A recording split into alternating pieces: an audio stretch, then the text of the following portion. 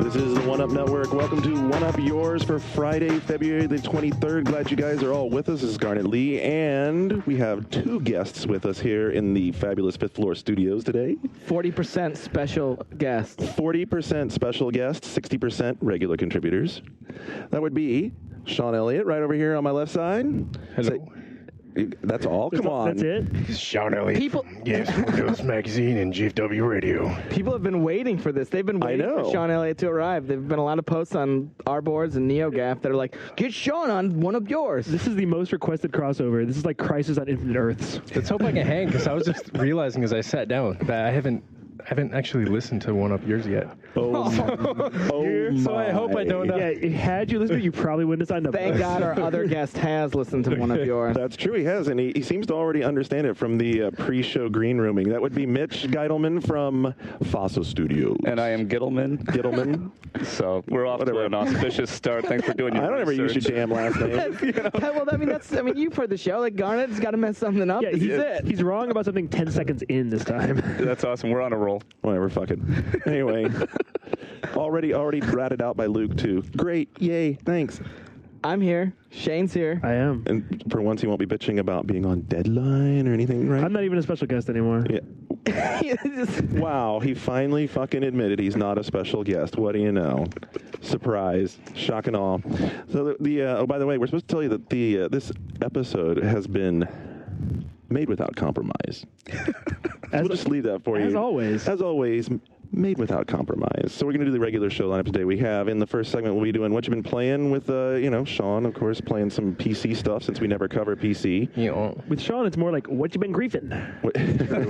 I play console games too, though. That's something we got to clear. Shane used to be Shane's coworker at EGM. And That's true. It's true. I remember. It's not like you change jobs and I can't play any console games anymore. I recall assigning you amazing games such as Drake and the 99 Dragons, Yeah, we got WWE Crush Hour, all the favorites. Wow, he was a fucking generous guy, wasn't he? Pretty nice. Pretty nice. In the second segment, of course, Mitch is here for little Fossil Studios, little Shadowrun talk, but we're also going to berate him about whatever else they might be up to and designing games and whatever other trouble we can get Hopefully into. it'll be like an interview segment that doesn't stink. Yeah, hopefully. People don't like them normally. You know, already people are like, doing an interview. Skipping second segment, going to news. Yeah, whatever. Skip Whoa, it. thanks. That's awesome. Glad I could fly down for this. Skip it and miss it. It's your fucking loss. I don't care. Anyway, Let's see if we can get me fired. I bet we can. I bet we can, actually. You think? But we also have Michael Wolf over here in the corner. That's pretty cool. I mean, But he's the handler. Yes. yeah, well, not only is he the handler, but so here's a funny story I got to throw in here for a second, because my very first real interview to get into this business was in 1997 with PC Gamer. And although Michael really probably doesn't remember it, although I think he kind of said, "Oh, I remember it," but I don't think he really remembers it. So the guy at what was Matt's title at the time? Was he was publisher of it. So Matt Firm had me out to interview for PC Gamer. It was 1997. And their interview, I guess they had cut it down to two guys, me and one other guy. No, I didn't get the job. And the interview was spend the whole day with Matt, having Matt drag you into interviews and grill you, and then take you out and give you to a person in the staff for an hour for them to go, why the fuck is this person hanging out with me today for an hour? And I hung out with Michael for an hour, and he was pretty much like, why the fuck is this guy hanging out with me for an hour? But it was pretty cool. Didn't you not get that job because you knew too much or something? Well,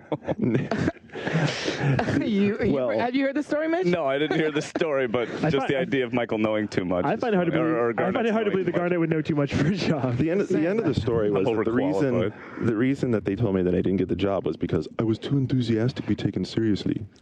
Are you serious? I am Enthusiastically. That's a rare. I don't know. That seems pretty rare to hear in the enthusiast press. You would think so, right? But I would like to an industry where we could say those sorts of things, but I don't know that one exists. Yeah, but you got to know, 97, there was that whole era of, well, we need to be taken seriously, and we're PC gaming, and then PC gaming is a very serious thing. It's a very serious endeavor, and you should take us seriously. It's not kids play. We're not kids hobbies. We're having. We get it, dude. Yeah, very adult. What have you been playing, Luke? I'm still fucking God of War. I knew you were going And there. I've been playing so much God of War that I did the unthinkable and actually shot Jaffe a note this week to be like, yeah. Wait, you kissed ass? You kissed I told Jaffe him that ass? I told him I liked his game. Oh, Yeah, wow. It's pretty awful.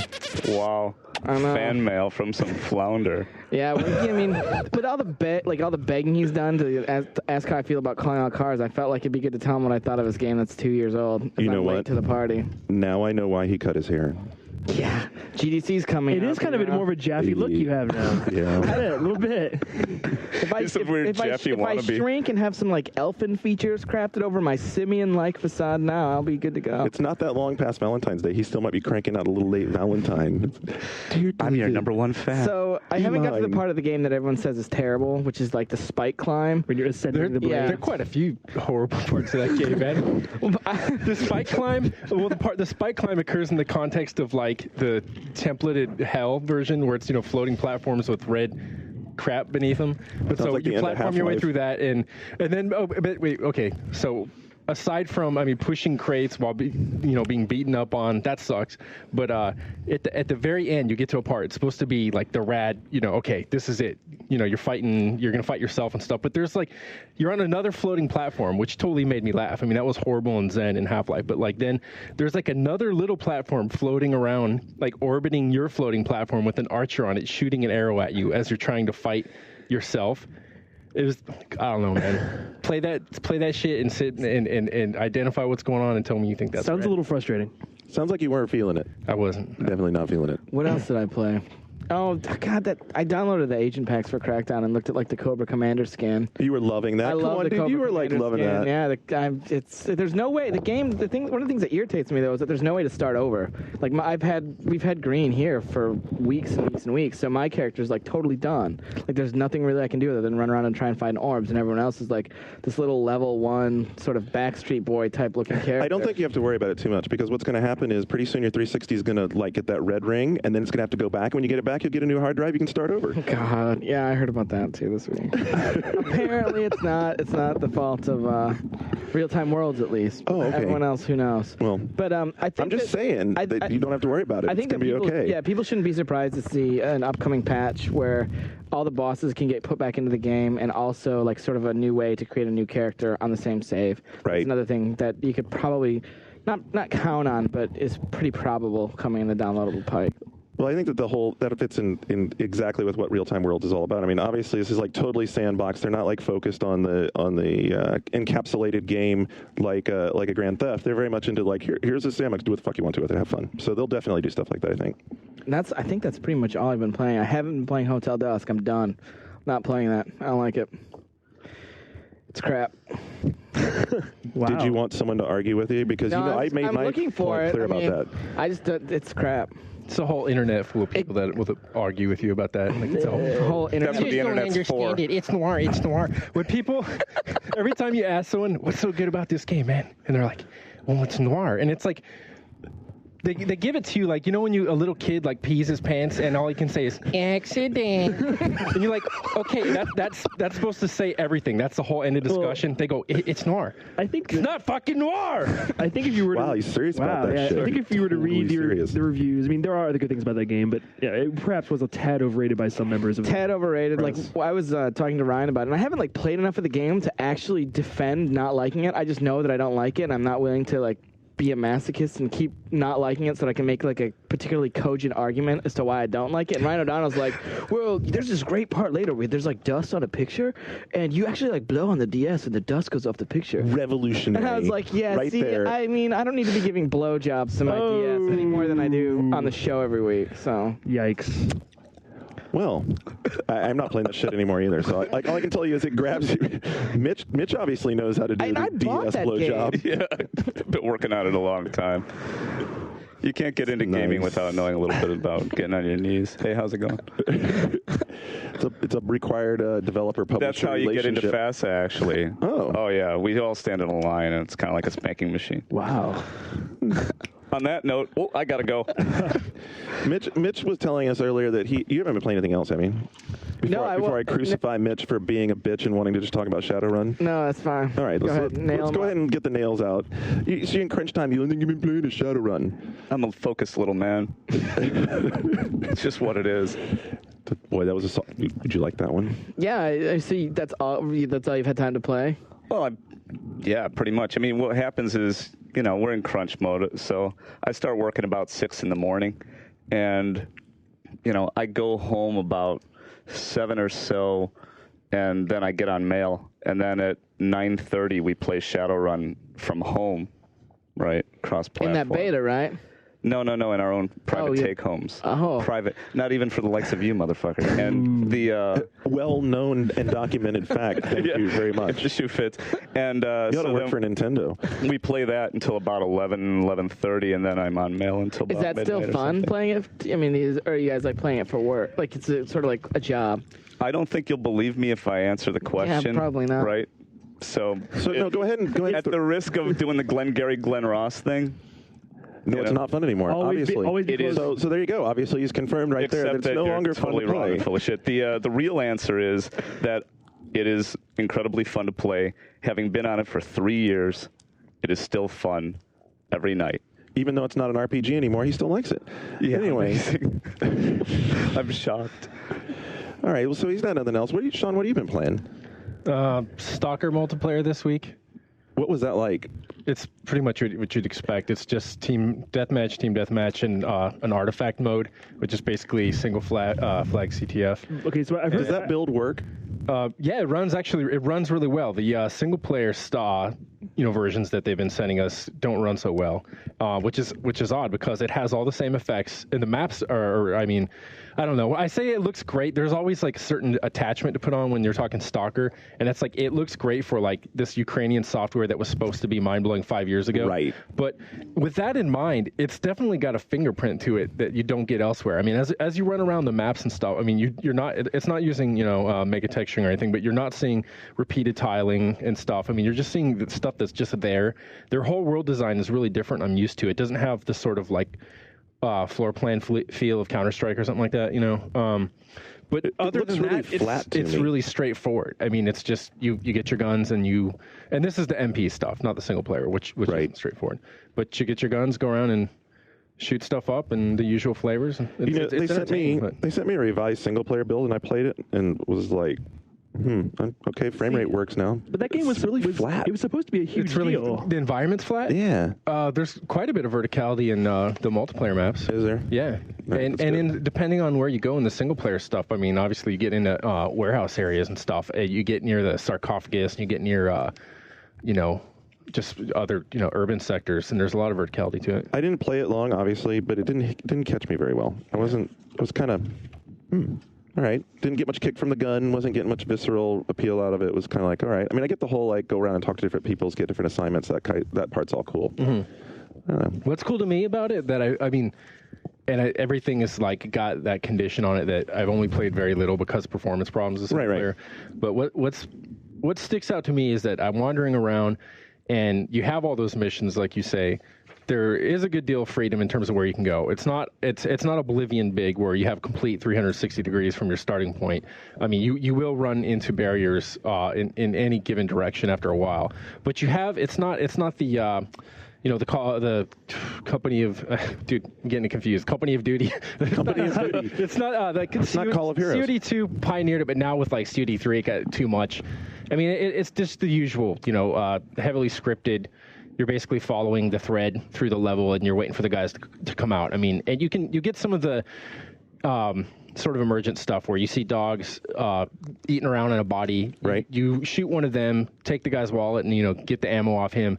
Then a bigger animal comes and starts chasing some dogs, and they all chase you into a town, and then they start fighting the town's inhabitants, and you run out the back of the town. I mean, that kind of stuff is cool. Where for the first, eventually months later, I'll look at it and I'll say, okay, now I understand the extent of how this game's functioning. But for the first, and that's how Oblivion was for me. For the first, week or so or month with that game, Right. before you completely understand the dimensions of the game, it has the capacity to surprise you, which is something that the standard corridor FPS single player has no ability to do for the most part with me.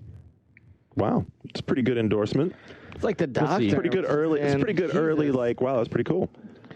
We'll see. But like I said, I'm not hanging my reputation on it because That's cool. I mean, all those impressions are at about 12 frames per second. So When Well, does that game come out? I haven't seen it. I haven't seen it should like, be. It's couple of slated for months. next month. So Wow. Dude, I can tell you right now, the reason they're having a problem is it has a huge memory leak. So obviously, I mean, that's the problem. It's got a huge memory leak, and until they get on top of that, then they're sunk. I do. The other thing I like about it is that it's, like I said, again, it's just, it feels as if it were from somewhere else. It doesn't feel as though it were from the school of thought that's characterized FPS making in North America for so long, for so many years. It's got a different vibe to it. That's cool. Anything else on your desk that was cool in the last week or so? The usual stuff you can't talk about, embargoes, this and that, and the coolest thing of all, which is, not to pimp the magazine, but it's an exclusive for a cover, so hey. But really liking that. What issue? The April? Is that May? Yeah. So people will be able to check that out in early April? It sucks because I wish I could at least say what it was. It's just something that if you're a PC can you say gamer, what genre is it? Oh, shit. I don't want to do this to come back and get me in trouble, but I don't know. It's not FPS, though. Okay, that's fine. That's enough. Very cool. I haven't seen Jeff Green angry. I don't really want to ever. Jeff doesn't even get angry. I think it would be more like, the company and John Davison that is and stuff, but... Dude, you know how John is when he gets mad? It's like horrible. It's all over everything. It's like when you piss off Chewbacca. Shane's turn or yours, Garnet? I can tell you about it. So today, EA brought by Burnout on PSP. Same game as PS2, but that was pretty cool. Did anyone play any Burnout at all? Does anyone play Burnout, or am I like the only Burnout I'm the original Burnout lover, as we talked about a few weeks ago. I was huge on Burnout. Yeah? Yeah, But I gave up. I don't like cars. I don't like pretending to drive. I don't like actually driving. I like Burnout. And Dominator, I'm curious about it, because John was saying it's closer to Burnout 2. It's really close to Burnout 2. It's just like Burnout 2. What I liked about what they did on the PSP version is that to make up for how small the screen is, how fast the action is, it's really forgiving on collisions. So if you're like doing like rubbing, or if you're doing like trying to do close calls on traffic to fill up your boost meter, they're really forgiving. Like you can see, I should have probably hit that guy on the front corner, but it let me slide by. So it actually makes it playable because you don't have traffic checking. Right. There's no traffic checking. So that actually I was worried about not having traffic checking in PSP because I don't want to like just sit there and be frustrated and want to toss the PSP out the window. That's not fun. That's not fun at all. But it wasn't like that. It was like, okay, if I like really fucked up and was like coming around a corner and there was a car right there and I hit him full on, cool, it was a wreck. But if it was like I was coming around the corner and I compensated and managed to slide by them, then I was able to slip by him. It played really well. I was impressed. Do you think you would play that version over the PS2 version? Well, I would, because for that degree of visual fidelity, why not play it on the PSP? It's like if I'm playing at home, man, I want to play high def. I don't want to play ghetto 480i crap. Tell that to the 464,000 new Wii owners, Garnet. All right, 464,000 new Wii owners. I don't want to play 480 ghetto crap. Anyway, but I mean, really, if you're playing Burnout, which is like about the graphic, Burnout's halfway about graphics anyway, right? I mean, that was like always its big deal is how fucking gorgeous it looks. Yeah. All the special effects. It looks really good on PSP. The frame rate was really solid. Perfect little game to sit down and like screw around with for a little while and then like turn off and be done with it. Yeah, I'm down. Do you think the last Burnout took it a little too far, though, where in terms of like finding that perfect balance between risk and reward, having it, you pull off a maneuver and you're going to crash. And the most recent one for the 360 for me was just far too forgiving. I mean, that's like the argument, I just right? press a button and then the game, and then just let it race, let it knock stuff out of the way. Yeah, that's totally the argument, is whether you like that and want to just like run around and not have to worry about it, or if you like the actual having some stress and actually having to drive a little harder. Yeah.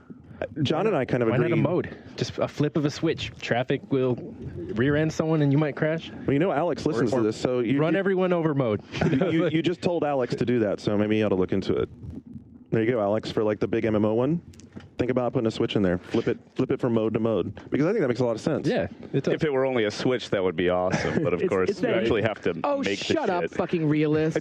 No, it's not a. Okay.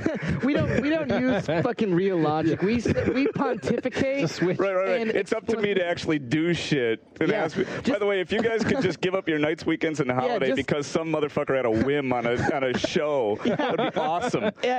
We said flip a switch. I don't care what the wiring is behind the switch. Flip it. Yeah. It's a switch. What? Right. It's like 10 minutes to put into the game. Exactly. 10 minutes? What the fuck are you doing for the other 9? God. There was just such complaints, aren't they? Why? It's so hard being a developer. We're talking about like a tard mode to the extent where there probably is a switch where you just turn it on and you turn all geometry impermeable except for the track. Could be. Someone doesn't even know. Look, guys! They don't even know that they're driving through all the cars. So it's also got ad hoc multiplayer, but no ad hoc multiplayer. What a throwaway, right? Cares. No one gives a shit. No one cares about it. And it's score. You better be pouring me some of that while you have that. and score, internet score checking. Ooh. It's like that was like you guys were almost in harmony there. That was like a minor third, I think. Next thing you know, it'll be like Burnout now with exclusive friend codes.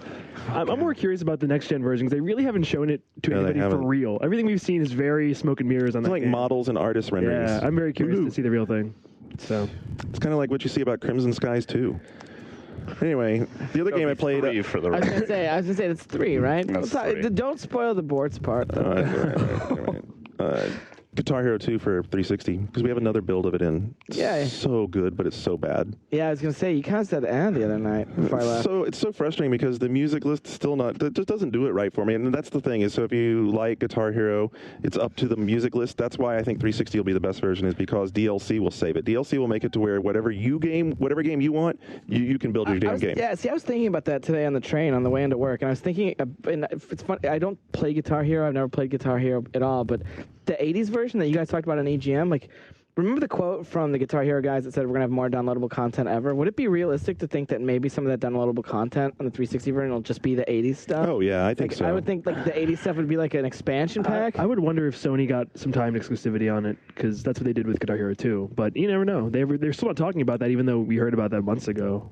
But so I tell you what's most impressive about playing this, even though like the first levels, even though they've like rejiggered all of the song list lineups, I still don't like the first 2 levels. It's still kind of slow and plodding, but it works so well. It's like they've had so long to refine it and so long to perfect making the guitar that the guitar has the best feel. It's a flying. That's not a flying V. It's a Explorer. It's Explorer. It's white Explorer, and the feel on the buttons is unbelievable. And the hammer-on and pull-offs are so natural now that you really can play the game without thinking about it. You can just play it and not think about it and just rock.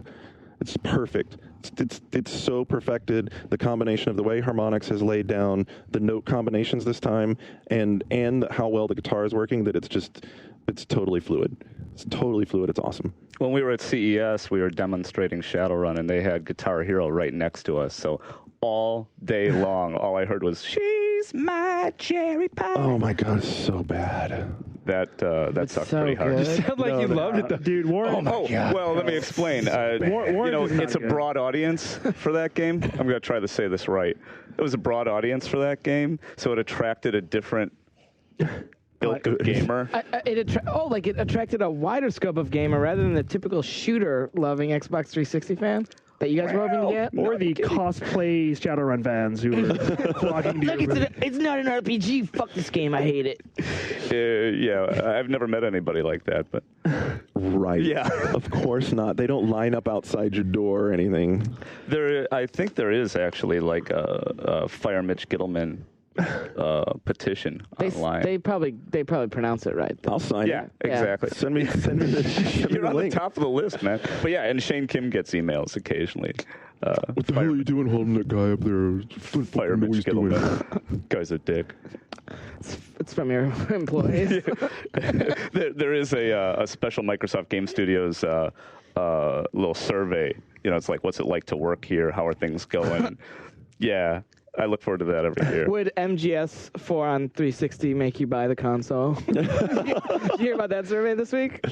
There's a survey that's been circulated. I don't know who started it, a popular North American research and marketing firm, where one of the questions is, would Metal Gear Solid 4 on Xbox 360 increase your interest in the platform on a scale from 1 to 100, with 100 being the most it could possibly increase your interest? Where do you rate Metal Gear Solid 4 on the Xbox 360? I'm just saying, research, marketing, belief. Yeah. This is the way we I'd make like to our welcome business Ryan decisions. Payton to the listener audience. 232 downloads in Japan today. Anyway, Shane, how about you? What have you been playing now that you're not on deadline? You're just like chilling. You're just sitting around in your like a cube playing games. Right? I was playing a game at my desk, which never happens. I never play games. At my desk. watched you unless play they're a fighting game at games. your desk. They play a lot of fighting games at my desk. That's the usual. But yeah, I spent the last week playing through an upcoming Wii title. How was it? Is very entertaining. How'd you describe this game? Tell me a little bit about Kind it. of a mix of like a traditional platformer with some RPG elements built in. Like, what were some of the mechanics? How did it use the Wii mode in an interesting and unique way? Well, I'm not or was it maybe not designed for that? I'm not sure if it really started out as a Wii game, but I think like it's on the Wii now, and they incorporated some Wii elements to it. It's really not that overbearing though. You're probably only Wait. You should probably stop you. Cease and desist. Yeah, you're right. What else you got? Besides that, I've been playing the Chocobo game for DS, which is. Can you talk about this I can one? talk about this one. People are. So here's how it works with Square Enix. He talks about it, and then they call and get mad at me. No, I think they'll be happy about this one because I like it. I mean, it's cutesy because it's all these like cutesy chocobos. It really doesn't matter so much if you like it or not. It's just that they just have to call and get mad. Well, when they're calling this game like Final Fantasy blah blah blah chocobo, so I think that's going to help the sales because that's Final Fantasy in the title. But it's actually Dude, the little yellow birds are going to help the game. Yeah, it's one of the best multiplayer mini game collections I've seen. Like, they're not the same games you've been playing on every other stupid DS game. Some of them are pretty creative, and it has remixes of all the Final Fantasy music. And yeah, it's a nice little package. I think people will be surprised by it. It comes out in April. Beyond that, I've been playing Flow. It came out the other day. Oh shit! I've played a lot of Flow too. Yeah, and Oh, boy. Flow isn't exactly a game per se. And if you come into it like, I want like the best game ever, you're right. It's like a stoner entertainment It's system. kind of like a nice interactive. It is. That's fully it's what kind of it a is. screensaver kind of thing that's interactive but pretty. Tested the enjoyment of the game under two different states. Yeah, I would It's recommend. exactly- Come on, that game is totally 3 bong hits and 3 hours later. I would. The game's not even 3 hours long. I would recommend.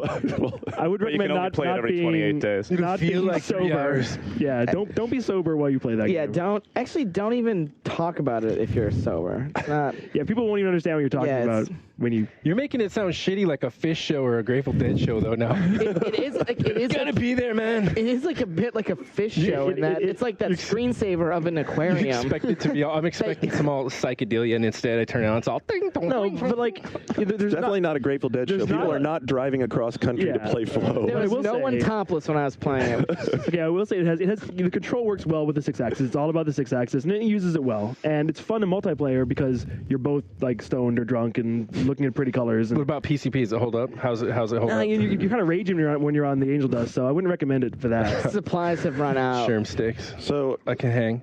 per Sony Bettenhausen, the PS3 has found its AAA. It's no, not. it's found its weird, trippy. It's found its weird interactive thing. $8 experiment. If you're really into supporting non-games, Yeah, it's not a game. It's the closest thing to a non-game. It's not really a game. It's a screensaver. I think. Well, it's you know like what? If you like Electroplankton, then you are the perfect market for this game. But in Electroplankton, like, I don't know if I'm this thinking is the right more of a game You than could create a song. not so much. No, not so much. This is You could if you sequenced it into a recorder. Yeah, but this is similar in that it's more about the experience. people say stuff to defend it, like, well, it's just you just sit down and you like, there's nothing punitive about the game. You just turn off your mind and play. Like, fuck you. There's nothing punitive about the game. You know what that means? There's no fun. Right. There's no win. There's no lose. There's like, oh look, I'm eating my way through the credits. Dude, this is so awesome. But How I awesome will is give it? it. I'm eating Genova. But I'll give it this. It's It's retarded. well, but it's like Geometry Wars in that it's just something you kind of do. It's like a time waster. It's pretty, but it's definitely not. But Geometry Wars, at least I can be like, yo, Mark, your score is 2 million higher than mine. Like there's at least some sort of like comparative analysis, and instead in Flow, you're like, you might look at the wings on my creature, man. This is awesome. If you played enough under the right circumstances, you might see like the face of God. Wow. That would be amazing. Did you see the face of God in my wings? Ken Kutaragi came and spoke to me on level 5 of Flow. I No. love how they did all the Technicolor background. Oh, I mean, they really Shane. improved it from the time it was You a have- free game on PC. Do you like this Java game with 6-axis control? It's terrible. I'm also still playing MotorStorm. It's pretty awesome. Still fun, huh? And the retail copies are coming in soon, so I'll switch over to that and see if And get your achievements. And you Oh, can- that's right. Oh. There's no achievements and on then PS3. play with your. You can play. You can get messages and stuff while you're playing, right? You can. Have people. Well, you can play with your friends ish and chat with them. if you have the headset. I have a headset. Excellent. Good. I'm glad. Really. Oh my! No, come on. I mean, the PS3 is stuff to be excited about, right? The Yes. stuff All right. So GBC. what are the people who are on it? So, by the way, Luke Smith will be playing the role of John Davison. Not for at the next all. 10 I'll be minutes. doing a bad job. If 10 minutes is a stretch, For the next 2 minutes. that's about my MO. Yeah. All right. So, gut the boards and let's move on. Well, it's sort of like when I'm looking for stuff on the boards, I end up looking for stuff to talk to Shane about. Right, I right, guess cool. so. Like, here's the first one. 2007, Shane. This is by a poster named PlayStation_branded. Is this a... Oh God! Did you ever read his posts? No, this one is awesome. I hope we haven't done this one before. It's 2007, the year of the PSP. This thread's like 1,000 pages long. All these great games are coming out for the PSP this year. Let me list some of them. State of Emergency 2. Earthworm Wow! Jim. No, that right there is it. State of Emergency 2. That's Where? Bye. What? Manhunt 2. That's a good game. 300, Insecticide, Castlevania, Dracula, X Chronicles, Jackass the Game, moving rapidly into the great software zone, Valhalla Knights, Elder Scrolls Travel, Dragon Ball Z, Shin Budokai, and other road. Oh, right there. Prince of Persia Rival Swords. This version, however, doesn't have the Wii waggle. So But it does, know what I just it does thought have of? multiplayer. You know, we've talked about PSP and like the next PSP before. Now that obviously Sony has confirmed that motion control is critical to good gaming, more important than Rumble, does that mean the next PSP will be a motion control device? We'll be like flying the screen around and watching it at the same I time? think it'll be a touch panel device. No, think about that. That would be wow.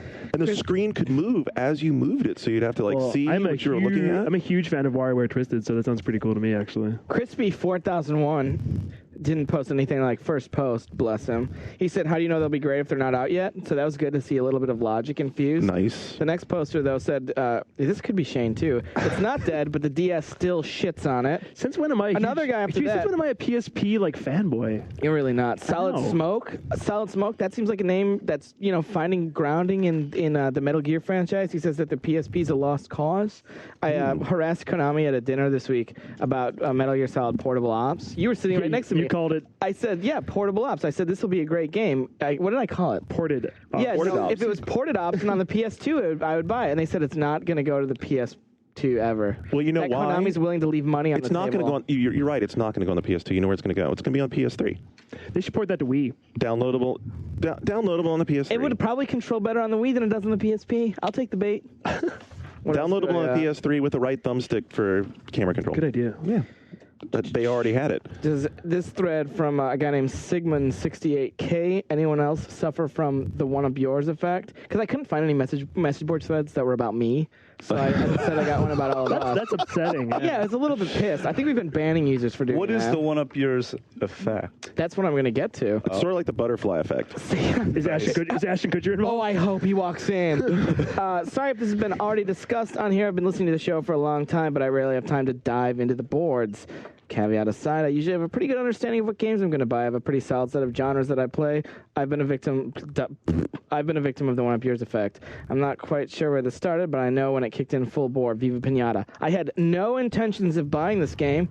I didn't really even read the previews. It's probably better that way. But somehow, listening to John and Luke talk about it express what was clearly honest and unbiased enthusiasm. I went from never going to buy it to I have to own it. Stay tuned. If you actually listen to the third segment, we'll tell you exactly how many copies of Viva Pinata have been sold. Obviously, the one-up yours effect very valuable. Yeah, not so much. Then a bunch Mitch, of I hope dudes- that plane ticket wasn't terribly expensive. Yeah, I was just thinking there's a good cost-benefit ratio. Dead Star Gabe said he was infected and that he bought Hotel Dusk, which we apologize for. Viva Pinata cracked Hey, the down dialogue was really good. Phoenix Wright, and I also apologize for that. The next game he'll get as soon as he can find it is Company of Heroes, which, Sean, you played That's the ill. I verify that. Not those other ones so much, but yeah. Company Heroes will do them right. I was affected as well, having bought Viva Pinata. So that's like 2 copies of Viva Pinata that we've sold. How many have been sold overall? Gee, that's 50% of their total sales. A lot of people listed Viva Pinata, so, I mean... You guys wouldn't shut up about that shit. Seriously. You said that if we kept playing it long enough, you were going to pick it up I and play it, almost but... did, but then I saw And guess what? I saw the you box. didn't keep playing it long enough. Well, no, then I saw what the box looked like, and I was like, I don't want that to be on my shelf. Yeah, that's the thing. Like, once the special edition goes away and, like, the real one that fits on my shelf... Is that out yet? Yeah. Oh, yeah, normal boxes It's out. available now. Okay. All the other board stuff I have are questions for Mitch. Oh, So, well, I guess we should. Isn't he popular? Well, we could lay him to the Chicks dig fire me. with the kids before the break, and then we'll come back and talk to him about what we want to talk to him about. You think we do that? Yeah, I think We do it that's that way? probably the way to do it. So we had a post from Mike Cross, who sort of took it under his own wing to lead the way and facilitate discussion about what people want to know from you. Facilitate discussion. Xbox fanboy, this first post was not actually a question. It was, I like MechAssault 1. Uh-huh. That was it? This is, well, this These is, are the softballs I'm looking This for. is like the frickin' Chris Farley show. Dude, you remember that time? Assault 1? That was awesome. especially, do you like MechAssault? Yeah, do you like MechAssault 1? Yeah, I totally did. So Hexagonal has a question, and it's in all caps, and says, where the fuck is Crimson Skies 3, and why are you doing anything besides this game? Yeah, I heard about that one. Aren't there a couple of follow posts? Yeah, dude, that's right. Holy crap, that's right. Start breaking fingers until he commits to another Crimson Skies game. Dude, you don't have to worry about him committing. They're already working on it. I can either confirm or deny.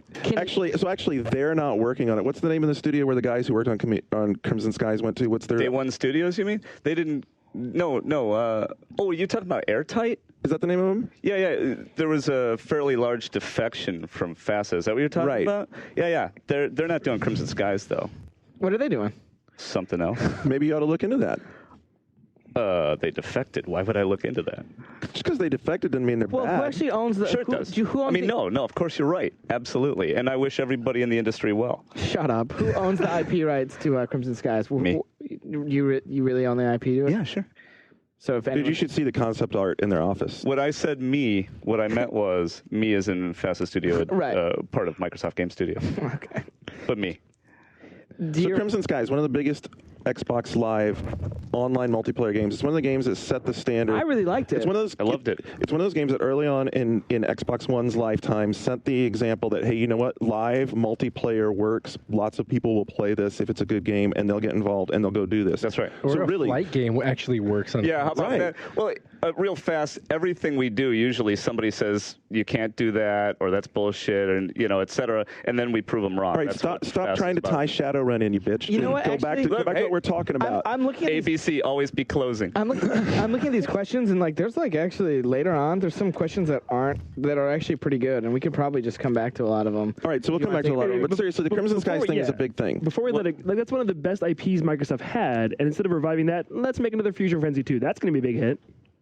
Oh, real? Well, hey, there's two separate resource Listen, groups. they needed something to give away with the achievement point system. Why couldn't that have been Crimson Skies? Because they're different dudes making it. It's just, for FASA, real fast about Crimson Skies, MechWarrior, whatever, Mech Assault, Mech Commander, there's a finite number of things you can do at the same time. Right. And we're highly, highly focused little men. So, along with Shadowrun, on that dartboard of creative concepts, what's top of the list? I think, Crimson Skies is the one that comes up the most, right? Internally or with people like us bitching? A little of both. I mean, a lot of the people that made Crimson Skies who are right now making Shadowrun are just like, dude, we've got ideas for Crimson Skies. Seriously, we got ideas for Crimson Skies. And, totally listening to that, right, in a big way. But there's a very vocal group of people that are asking us for MechWarrior 5. So, if I was going to do MechWarrior again, I'd want to do it quote-unquote right. What the fuck does that mean? Just tone. A lot of it's tone. Okay. I think that over time, the tone of the whole MechWarrior universe has sort of devolved a little bit. MechWarrior's cool. It's a cool universe. There's a lot of good things in it. It's a dark universe, but it's this blend of highborn nobility and stuff like that, and then this sort of Korean War era combat, and to smash that two together, and then add in this sort of Knights of the Round Table sort of feel where your giant steed is actually a giant robot. It's kind of cool. And then to set it in a place like Kosovo, where the feel of Kosovo, Right. it's like everything's gone, and we're going through these these crowded streets that are all broken down, sort of like the Stalingrad levels in Call of Duty. But as a console gamer, I always viewed MechWarrior as kind of scary and daunting, whereas Mech Assault was more accessible. And Yeah, to bring back absolutely. MechWarrior as a console game, I'd be like, oh, I don't know if that's for me. I don't mean for console necessarily. Okay. I mean, Microsoft Game Studios, Microsoft has this commitment for games for Windows. So, Sean, what do you think about that? Did you play much MechWarrior? I didn't. No. I'm on that. that's why nobody likes you. I have to Because explain he a has lot, but- taste, yeah. No, wow. No, well, just Man. I was primarily a console gamer for the longest time, and then it was shooters that lured me over to PC, and then I stayed both. Yeah. But so there's definitely a big historical amnesia with PC games. I mean, but I remember how huge MechWarrior 2 was when it came out. I worked at retail, and that Yeah. and the expansions, it was colossal. Yeah, I was that like, was wow, huge. this is a big deal. And That was a lot of units. It To was. me, I it was was a carload of units. it was a huge deal, and Yeah. it seemed like a long time ago now. Did it peak That's there 'cause or it was long. Mercenaries? I think it peaked there. don't quote me on this. Of course, it's a podcast, but I You'll think be there was surprised. something like with all the OEM stuff, it was like 7 million units. Wow. Yeah, it was Watch out, ginormous. Mist! Here comes us. Yeah. Well, you like most people listening won't give a shit about my opinion, but here's the deal. If the shoe fits. Giant robots, a dime a fucking dozen, but Crimson Sky is unique. Agreed. Wait, but Sean made a funny face. Well, I was just thinking, the Mech Warrior design sucks. Like, What does that mean? Well, the mechs themselves, I don't like the Blocky. No, but Well, they look like it looks like kids taping cardboard boxes and paper towel tubes and stuff. I mean, like that's a good point. No, let me respond to that because there's a lot Because of that's people how we mocked them up. Because I know a as lot of matter people love fact- that too. Right No. now, someone's out there like, "Oh my God, they look that way because they're big and they're strong, and they would annihilate any of those." My Atlas will kick your Sean- fucking ass. Sean, My right, worst right, mech right- game right now, ever. someone was painting like a figurine. They're like, no. Or they got like, or they've got their little like whatever feminine what is it, Evangelion? Hey, don't make fun of Evangelion, dude. They've got, they've got I'll those, like, come over there. I will do you, man. They I'll got those come douche over this robots. You're like, table. yeah, tell them we don't like those big blocking robots. We There's like something to sexy it. ones. You know, So what do you got? We've done surveys of people because that's of course how you make games by asking everybody what they want. Metal That's Gear definitely That works out fucking great. Oh doesn't yeah, it? no, that's how Xbox Halo was made, 360. for example. It's just a big online survey. No wonder it was But, shit. Yeah, I will kill your family.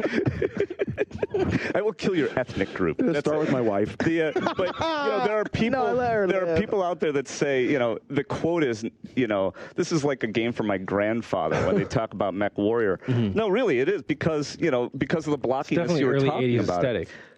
Yeah. Well, kind of, but the Korean War was actually the influence for the art style. It really was.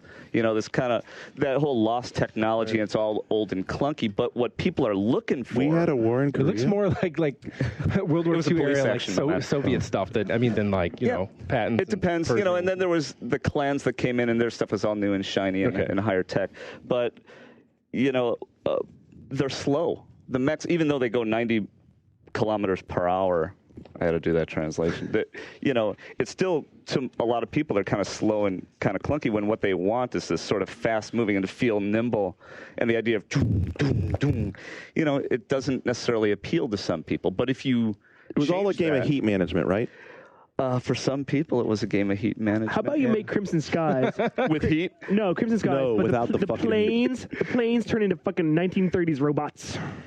Oh, see that? Now you should be a game developer Shane's instead of just budding commenting game on this design shit. career unfurls Right its there. wings on this week's One Up Yours. What about Mitch? Have you heard of Machine and Krieger? No, what's that? Okay, it's just this. It's like someone in between, like the slick, super sexy, Evangelion robots, and then the Mech Warrior stuff. This guy from Japan basically took an idea and took World War II stuff and moved it a little bit into the future, where it's got this futuristic vibe to it. Yeah. But it's still definitely like situating World War II. Yeah. But it's just really cool stuff. I mean, Yeah, that's like, the you thing look at right it- now. It's like, let's just do an alternate World War II then. Right, but yeah, it's not like Resistance. you gotta go and Google it if you want to believe me.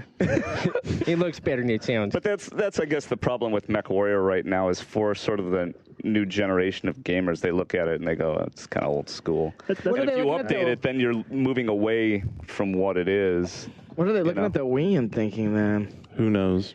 All I know is FASA knows a little bit about doing alternate worlds. We have alternate words for everything, actually. How awesome is it? Anyway, they know a little bit about doing alternate Wow. worlds. Jesus. Anyway, there was a transition there. Anyway, fuck it. I don't care. Stick around. We'll be right back. Mitch is going to talk about Shadowrun, FASA a little bit, Studios. Yeah, then we're going to talk about game development. We Yeah, I flew out here to talk about it a little bit. Just one sound bite and I'm out. Thank you. Love you. Glad he's listened to the show. Stick around. We'll be right back. You're listening to One Up Yours, part of the One Up Radio Network. Can't get enough of DL.TV? Then download our podcast. Just go to DL.TV and click on the audio link. Turning them loose. You'll be able to listen to Patrick, Robert, and the rest of the gang over and over and over again. Remember to keep the ear canal clean and don't share if you don't want to risk spreading disease.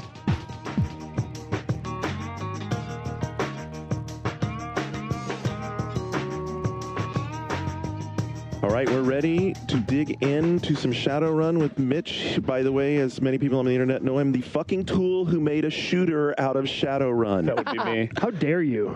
I dare. Dude, he meddled us. He was Those like, who dare. Metal horns. That's right, I did. I have a guess as to why they're doing it this way, but I'm going to let him talk first. All right, so what the fuck's the deal, dude? Why take a brilliant RPG universe And turn it into a brilliant first-person shooter. Oh. I guess we still have to wait for that, but Oh, yeah? no, really, why? So what's the deal?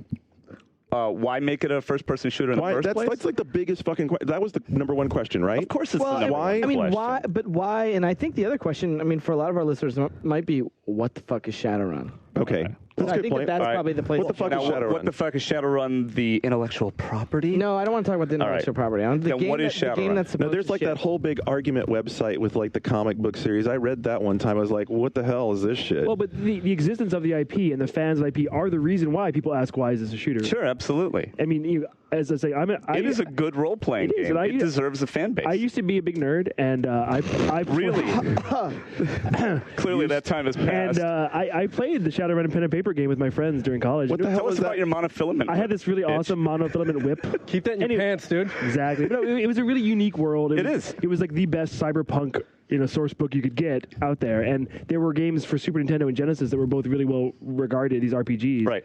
And when we first heard that Microsoft had purchased the license, and you guys, everyone assumed they're making like an MMO, they're making some Right. awesome RPG. Everyone got so excited. Yes. And then when they finally got revealed as a shooter, mass disappointment. Mass hysteria, disappointment, Cats and dogs, living yeah. together. Right. And of course, don't forget the petitions. Fire Mitch Gittleman. Yes. Yeah, that was awesome. Again, send those requests to me. I'll be glad to sign them. That's gl4.oneup.com. Why didn't people do that when they announced, Halo Wars? Oh my God, it's a shooter! What the hell are they doing? Trying to make it a strategy game? I think that's what Luke said. No, that was what I That's said. what Garnet Actually, said. it's fucking I doomed. said, I know the control scheme, believe. All love to Ensemble, but that game is doomed.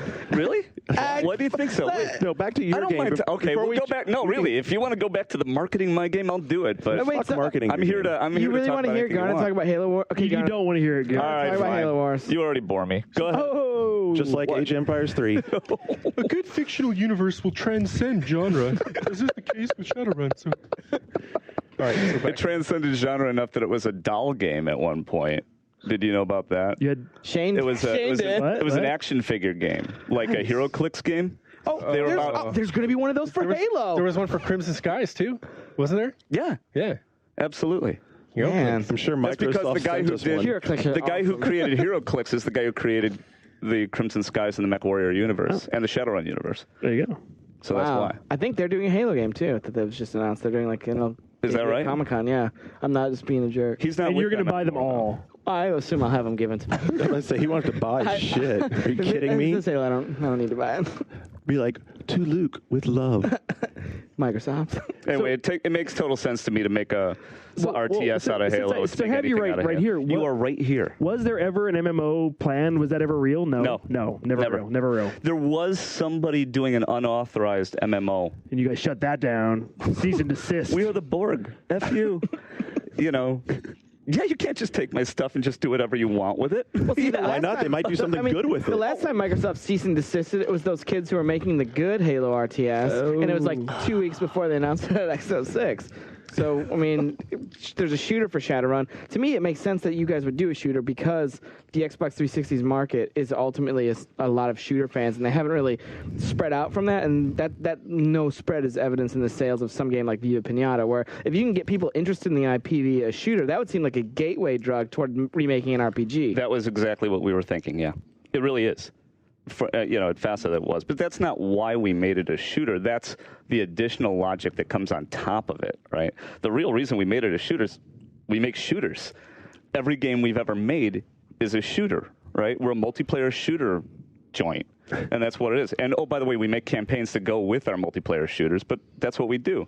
So, we put together the people that did Crimson Skies, the people that did MechWarrior, the people that did Mech Assault, and then I hired John Howard, the lead designer of Halo. What do you think I'm going to do, It's like make an RPG. I'm going to make a shooter. Like a cooking game. Yeah, exactly. No, it's going to be awesome. It's like, kick it up a notch. So, yeah, we made a multiplayer shooter. It just, duh. It just makes sense. Shadowrun goes Emerald. God. Bam! Well, yeah. That's awful. and so that's why we did it. Well, yeah. and with the Shadowrun universe, you have these different character classes that are very unique, and that plays well into this Counter-Strike style game where you have multiple character classes. We were calling it like Shadow Strike for a while. Well, Oh no! you know what I call They were it? calling it Halo Strike. One of my testers originally was calling it Halo Strike. Oh, after yesterday, I call it Halo with gadgets. It's in terms of the pacing of the way the reticle moves and the way the characters move with their jumping and like Yeah. the floaty. It's Halo with like treats that you don't have in Halo. Why break something that works and sells millions and millions of units? It just doesn't make sense to me, right? And it didn't make sense to us. The control scheme of Shadowrun is the control scheme of Halo because that's kind of like the gold standard now for first-person shooter on a console. On a console, on a console, and to jump into so that we can get Yeah, Sean involved. I'm sure Sean's got plenty of stuff but to as say far as about like that. the adaptation to PC, I mean, Shadowrun is sort of it is what's being pushed as the emblem of Live Anywhere. And Sean's experience yesterday on the PC version wasn't necessarily indicative of a game that was developed from the ground up as a PC game, right? When you were talking to me about the menus yesterday, are we ready to like jump to this level of? I mean, first, Yeah, we should no, say, let's- What's wrong with your game? Let's get to it. Jump in. Okay, well, I mean, a big part of the experience, as far as as Luke was saying, is that it's introducing Live Anywhere. You have cross-platform play. You have people on 360 playing PC people. Right. And this is a big element of it. So at least on paper, here's a game for PC players and a game for 360 players. Yeah. But I guess I was just wondering to what extent, when you're saying it's a no-brainer, when you have Halo movement speed, when you have Halo gravity, when you have Halo aim assist, when you have all these things, then it's a no-brainer to make a 360 game along those lines. But those are all things I think are not necessarily universally despised by hardcore PC shooter players, but they're understood that those things are very, very appropriate on console and far less appropriate on and less welcome. All right, on PC. wait. I'm going to turn it back on you for a minute. Why is that inappropriate on PC? Okay.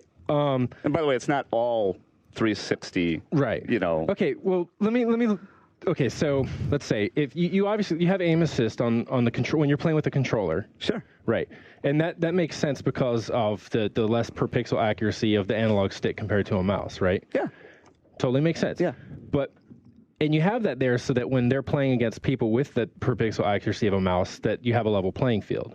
No, we have it on there because that's what makes a good first-person shooter on console. Okay, so here's my thing: is like as I was dying, like I get the sense that for one, the movement as I'm moving around with the mouse and stuff. I mean, my look speed is definitely PC shooter, but the character movement is very Halo, and the jumping is very Halo. So it would translate to me to about like if you were playing in a low grav server, Team Fortress, Counter-Strike or something, and as soon as you jump is to die.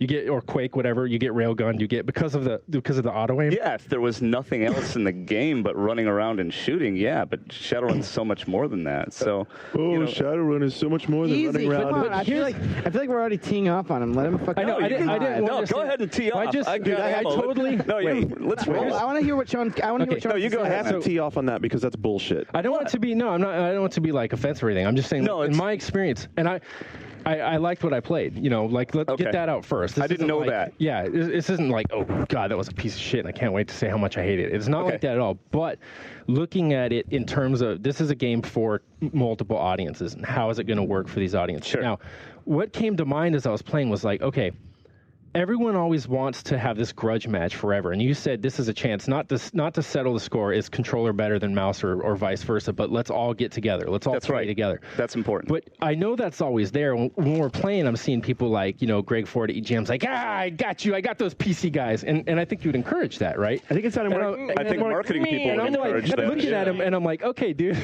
like your cursor is just tracking fools around on its own on the screen, and even though like you could beat That's him not true. with the PC, but this is it's very reductionist. But like when you go from one to the other, that's how it feels to me, and that's how like a lot of console like shooters feel to me. Playing like great amounts of time on PC shooters, it feels like they're playing themselves to an extent. Now you don't have to accept those terms. I know you won't accept those terms, but no, I won't. But that's cool. The long-winded analogy. What I'm getting to is it was like if you say once a year, you're like, let's take the 5-foot guys and let's take the 7-foot guys and let's all get a pickup game going. And we're gonna have an 8-foot high rim for these dudes, and we're gonna have the 10-foot regulation for these guys. And you're like, that's cool. Let's get together and do that again sometime next year. We'll try that again. But it's like you don't want to spend your whole year playing that on the 8-foot rim dudes versus the 10-foot rims just because that works out for the dudes that are 4.5 feet tall. What if bail out What if the game? But wait a minute. What if the game was fun, right? What if the game was fun? What if That's a good start. Just for example, And the game doesn't make. Let's start at the beginning, Mitch. Really, let's start with one of the games. I mean, I was at Epic a couple of weeks ago, and they said, you know what, we start off making our games fun. That might be something you would look into. Is that right? That's a new concept. But wait, Sean, That's okay for Epic. Let's just say that it was. I don't think you're right. But what if it was 5 footers like myself, versus 7 footers, right? And the games were tied, all the time, and it was an edge of your seat experience, right? And it was fun every time. Who gives a shit? Right. I still think, in my experience, that the people eventually get people would want to play in their own. You'd be like, okay, we settled that. That's cool. That's there. And again, this isn't saying your game doesn't force people to play. As far as I know, it doesn't force people to play in these circumstances. Oh, no, not at all. No. And I'm thinking it would be cool if not only that, like if you were on the PC side, because it's not even just 360 versus PC. It's controller versus mouse, because you have excellent 360 controller support on PC. Yeah, don't they kind of imagine that people are going to play this with a controller on PC? Isn't that one of the ideas here? That like on Vista, that's an idea. Well, the thing is, like the menu system, like Sean and I talked about yesterday, sort of supports that. It's very notion. controller-centric. It's very controller. Actually, the friendly. interface changes when you plug in a controller, Absolutely. which was totally nuts, because I was playing on PC because Mitch was trying again yesterday to convince me that PC doesn't suck, which, by the way, I agree. It still sucks. You agree with yourself? I agree with myself. Yeah. Exactly. Tom Likas over So here.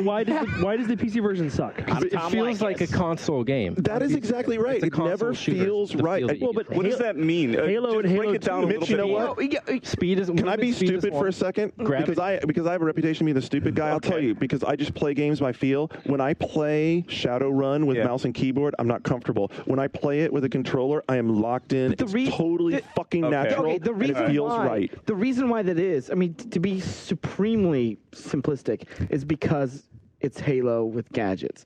And the way that that pacing that you're used to, if you're coming from a PC shooter background and you pick up Halo, the first thing you do when you pick up Halo, if you've been playing CS, you go, oh my God, this is so fucking slow. I'm jumping. This is terrible. Why is the reticle move so slow? Turn the sensitivity up to 10 and it's still too fucking slow. It's imprecise. Okay.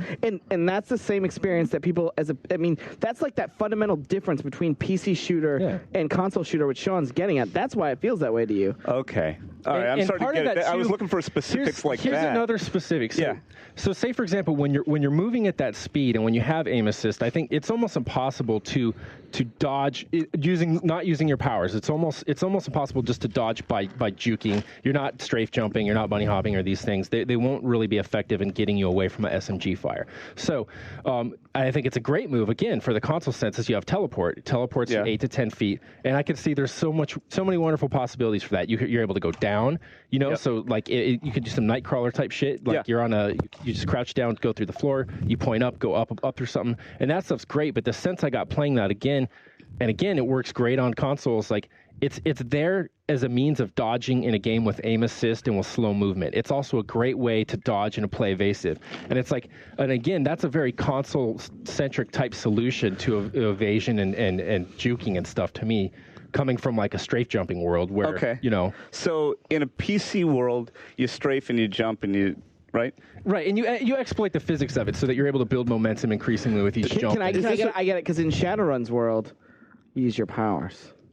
You teleport. Are you tapping into that thing that you glide off? There's like 5 or 6 ways of disengaging from combat that you don't do in other Let me games. ask you a question. Are you tapping into the thing that like they used to call bounding? Well, yeah, it has a million different forms. Bunny hopping, strafe jumping. But they're different, and that's what I knew it as. But like, where you like manipulated the physics of the game so that if like you were moving at a diagonal and jumped, you were moving at the highest possible rate of speed. You're simply using your left and right keys. But why is that superior? I don't understand. That's not, and I don't even want to like necessarily say that. But say like the speed of like Half-Life Deathmatch, where you have a sprint button and you jump and you can you move really fast, and it seems really cracked out I think compared to the pacing of a console game. What character and it's superior to me because. With that format, with that interface, because you're able to move and look so much more rapidly and precisely, that you need harder to hit targets because of it.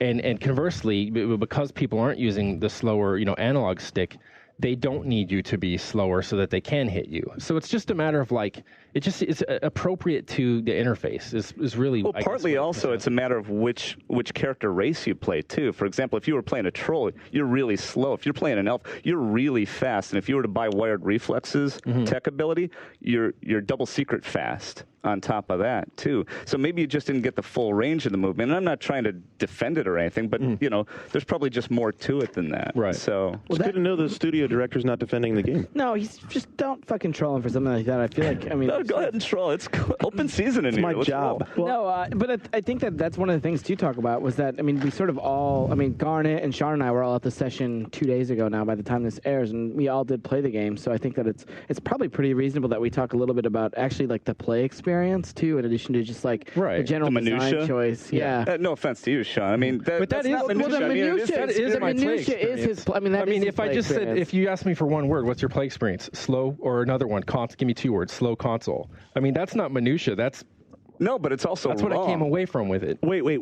So my experience I mean, with the game was wrong. you're- Then, right? yeah. Okay. Totally. Well, it was a pretty short experience, Sean. It was. It was a short experience. And that's what I said. Whose Like, fault let was me- that? I want to add You could have stayed all freaking day. to all. and there was an event at night. to everything too, to I've be fair. said, Yeah. like it was a very short experience with Yeah. the game. However, there is something. I mean, I don't want to get all pop psychology, but you heard of Malcolm Gladwell's book Blink, right?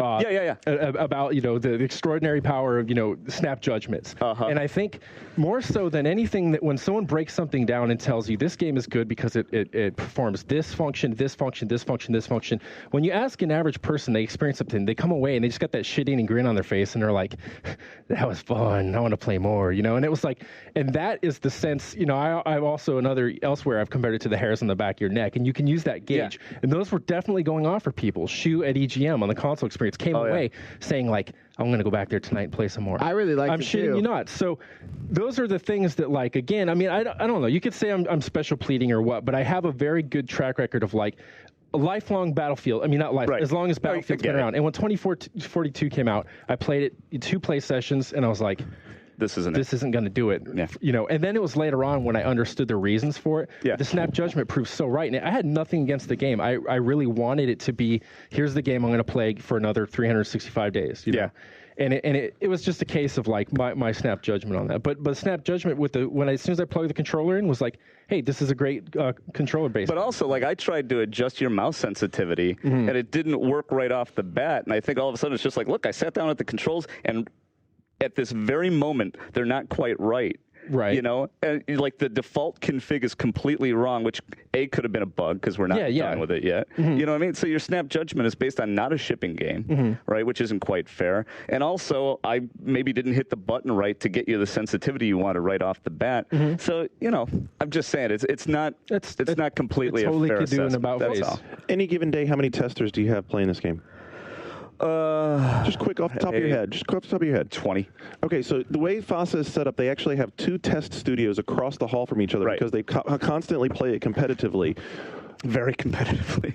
What's the feedback from the people who like the PC version? First of all, are there people who like the PC version amongst the testers? You mean okay? What do you mean? Prefer. Prefer. What did I say? By a wide You said like, which like semantically is a loaded question. But if you say prefer, it's so the people who amongst who the insist on testers, playing the PC version, I would say. what's their feedback? Why do they like it? What's the deal? It's just a matter of preference. I don't have. How's that influenced what you've done with the game then? The statistical breakdown of the preference. I know you haven't done a survey, but I want numbers. The ratio of but why do these people prefer the PC version? Because it's like for me, I learned how to play first-person shooters on mouse keyboard, right? I learned to play Shadowrun on the controller. I'm more comfortable with Shadowrun on the controller. I'm getting pretty good at it on the mouse keyboard. Okay, so what did it take to get the controls right for PC with mouse and keyboard? I can't answer that. And the reason why... That's a bad answer. I'm on you guys should look into that, Michael. I mean, if the director can't answer that. Let him talk. No, it's cool. It's just what it is. I don't know. It's technical shit that I don't deal with. I'm very high level. Right? Did I mention that? I've got like 3 stars on my Oh my freaking God, I'm going to have to wipe my shoes. Oh, no. Sage Merrill is our core multiplayer designer. All right. And he's the one who did it. If you go to Shadowrun.com, he wrote a little essay on how they did it. It's a little bit more, isn't it more like a dissertation? It's somewhere between essay and dissertation. Yeah, something like that. It's pretty lengthy as far as like Shadowrun's multiplayer design. We're not hiding anything at all. I mean, there's nothing to hide. You know, it works, and I think it works well, and all you have to do is do some adjustments. And also that the menu to do it, you know, bring it up, you know, on screen, stuff like that. It wasn't working. Right. Right. So whatever, you know. But how did we do it? I don't know. I don't care. It's a mystery. I just don't care. It's fun. I don't care. But you play with a controller. I play with the controller, yeah. Then why the hell have you been trying to sell me on playing at mouse and keyboard? Because I've got this mouse keyboard game I'm selling too. Jesus Christ. I want PC gamers to play the game. Hey, everybody from PC Gamer the other day, you know, loved the game, and they played it mouse keyboard only. They never even touched the controller. Are you trying to sell me on PC Gamer having a remote clue of what they're doing? Easy, kids. Garnet, if John were here, he would not accept that. Not acceptable. But John's not here. It's my show at the moment. Thank you very much. What I wanted to talk about a little bit was just actually the core mechanics of the game. Yeah. You talked yesterday, and you talked a little bit hyperbolically about how it was. No way. Yeah, a little bit about how it was like the first time I've ever seen, you know, the use of magic and like the use of tech. Like I still don't think it was like situating its innovation in the history of the genre. I still don't think we've done a good job of defining for people who are listening, and we're like fucking 25 minutes into the segment. That's why I said let's not do PC console first. Let's do what is the game and what makes it unique. Sure. I'll give you one example, and then I want Mitch to talk more about the game because that's important. He hasn't given us enough of the game. I need people to understand what game this is. But I want to tell you that I stayed after our demo session and played with like the Edelman and Microsoft guys, and they did this thing called like what was it called? I believe the term used at the office was ambush rape. It was a teleport ambush rape, and like they had a troll who like I was chasing this troll, and I go around the corner chasing the troll. I'm like totally gonna kill the troll. I'm like I got this guy wired, and then next thing I know, 3 guys teleport through a wall behind me and just ass rape the shit out of in a second. I don't like those terms, man. I run into the hall. I'm like, where am I getting shot from? I turn around and there are 3. What's the name of like the corporate RNA. There's like 3 RNA guys behind me with guns just going nuts. I'm like, fuck, I'm dead. Yeah. Well, that's instantly. The forces of RNA versus the forces of DNA. I was talking to a friend of mine today. Just that all recombinant's going to win. Just on AIM, and he was like, "Dude, you played Shadowrun yesterday." I was like, "Yeah," and then he's like, "Well, what did you think?" And I said what I said at the beginning of the segment, which was like Halo with gadgets. And he said, "Well, what do you mean Halo with gadgets?" I said, "Well, it's pretty cool to like teleport through 2 walls, switch to katana, and then ghost, and then like come out of ghost and sneak up on a guy and stab him and kill him, and then like teleport out before he's and like that's something that you're not like I haven't really had an FPS experience like I thought that was fun. I haven't got a chance to play a bunch of the maps like, and I'm just talking about very core like console gaming experience on only a handful of the maps. I mean, the map design is going to be a big thing. I mean, multiplayer is it's almost like the sole focus of the game. The bots do seem pretty bright. Yeah, they're real bright. But the game is a multiplayer game. It is a game that the community is going to drive, basically. And like that sort of experience was unique and it was interesting. Absolutely. So, the thing is, you say Halo with gadget, whatever. I mean, a great game with gadgets. Okay, fine. Yeah. I'll take that. Yeah, it's not meant to be pejorative. No, it's cool. No, when you were saying before, it's like when you were saying, what's the overview, and me being sort of hyperbolic and saying how innovative it was. I don't think it's hyperbolic, really. For example, in Perfect Dark Zero, you could see through walls, right? All right. In Jedi Knight, you could do force push, all right? So I'm not saying that we invented every single one of these powers or abilities. What I'm saying is that when you put them all together and to be able to combo them the way you can in Shadowrun and to have the 4 races with their own innate abilities, it's a unique experience. Well, I mean, there's something particularly promising about the game at high levels for a player to be in a situation where they have like the katana, which blocks bullets if you have a certain skill, and to encounter to enter an encounter where you don't have lightning reflexes? Is that what it's called? Wired reflexes. Wired reflexes active, and to be able to be swift enough on the controller to navigate the tech map menu and map it quickly and activate it, block bullets, and then slay like whoever you're fighting. Like there's the potential for a great deal of skill. At least, I mean, I can only speak to the console version, but something like that's going to be pretty rewarding to go to be a part of. In our experience, yeah. I totally agree. No one that we were It's playing my with job to yesterday, like agree, on EGM or 1UP when we were there, could do anything like that, obviously. Right. But I mean, Not yet. Have you, the out of potential's curiosity, there. have either of you guys played The Specialist? Is that the Sharon? It's a Half-Life Sharon 1 Stone mod. movie? It's really cool, but it's basically She fucking takes her top off sword-based in that. melee weapon stuff with bullet time, and it would have like where you'd be able to disarm people. You'd be able. So what you could do is equivalent combos, and it worked really, really well. And if you could pull it off, it was so satisfying. No, there are people in the studio that can pull off wild shit that I couldn't possibly hope to. And but the prospect of that to me is someone who's, I think it's pretty well documented that I like shooters, not in the same way that Sean does. I like console shooters. But so what you're saying though, like you can deflect bullets by you press a button and with a bit timing based.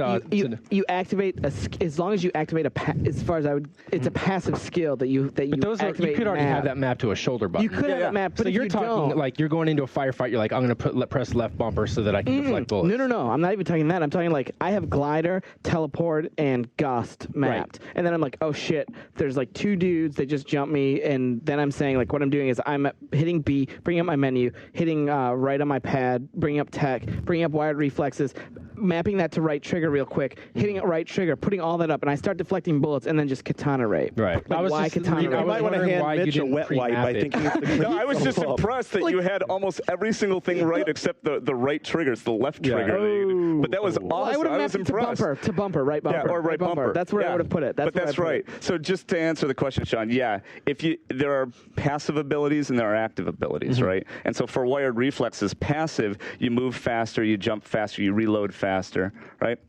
And if you're holding the sword, you can deflect some bullets, not every one, and you just can't deflect a shotgun blast. It's sort of like a. Would you equate it to like a flat damage reduction, basically? Like if you have wired reflexes active, it's going to deflect a certain percentage of the bullets, like 45% reduction, something like that. But don't think of it as damage reduction. It's literally per bullet. Well, Right. no, but you have to think if you're thinking about it in like The broader nerd meter terms. is starting to go off. If you're isn't thinking it? about it, in broader terms, it's a flat damage reduction over time, basically. All right, so Mitch, here's the problem. I've given you a ton of shit, and I have to tell you, the reason I give you a ton of shit is because I actually like your game a lot, and I have had a ton of fun every time I have played this game. Here's what worries me the most about this game is that the price of entry is too high for it to be a mainstream success. The price of entry. The price of entry, like are you talking like a price tag? No, you're talking about the learning curve. Okay, Exactly. the only reason I assume that is because I know that like sitting beneath this whole discussion, there's a discussion happened later today is a multiplayer only game good enough, or is it half of a game? You know what? And I was like, I'm from the camp where hell yeah, it's totally good. Absolutely, and as much as they put into this game, I'm really impressed. So I give you shit, and I'm going to back off the shit for like 2 seconds here. So I give you a lot of props because I'm impressed with the amount of depth that's here. I'm impressed with how well the different character classes work. I'm impressed with how well weapons versus magic versus tech works. But what worries me is that I'm going to be the guy walking around the office going, would someone fucking play Shadowrun with me? This is the best game you never played. That kind of thing. I mean, that's exaczly what you don't want. You're right. Especially when the IP really. I mean, the IP should get a shooter, and then strategically, like I talked about earlier, an RPG to follow. No, adventure game first. I mean, first is the Tomb Raider clone, and then comes the RPG. Well, that's not the way it's going to be done. I can promise. Let me interject here. I'm a Shadowrun fan. I'm a fan of the IP, and I'm not a big shooter fan. I only play a shooter like every 4 years. I'm not a big shooter fan. That's why I don't talk about Xbox 360 all the time. That's why you haven't played Prey yet. Okay, so can you hold this for 1 second? No, you hold this. Let him answer my question, then come back to that. Okay. What's the question? That's my question, How too. do you guys envision the casual game market, or just the broader, I was going to tell my story about just as the broader game market as a overcoming casual this? gamer, my experience with Shadowrun. Okay. As someone think who it is should not go- a hardcore shooter fan. It should go Shane. Let me tell my anecdote. I think it's good. So I did not play the game 2 days ago because everybody else was going. I played it at E3, and say what you want about the E3 build.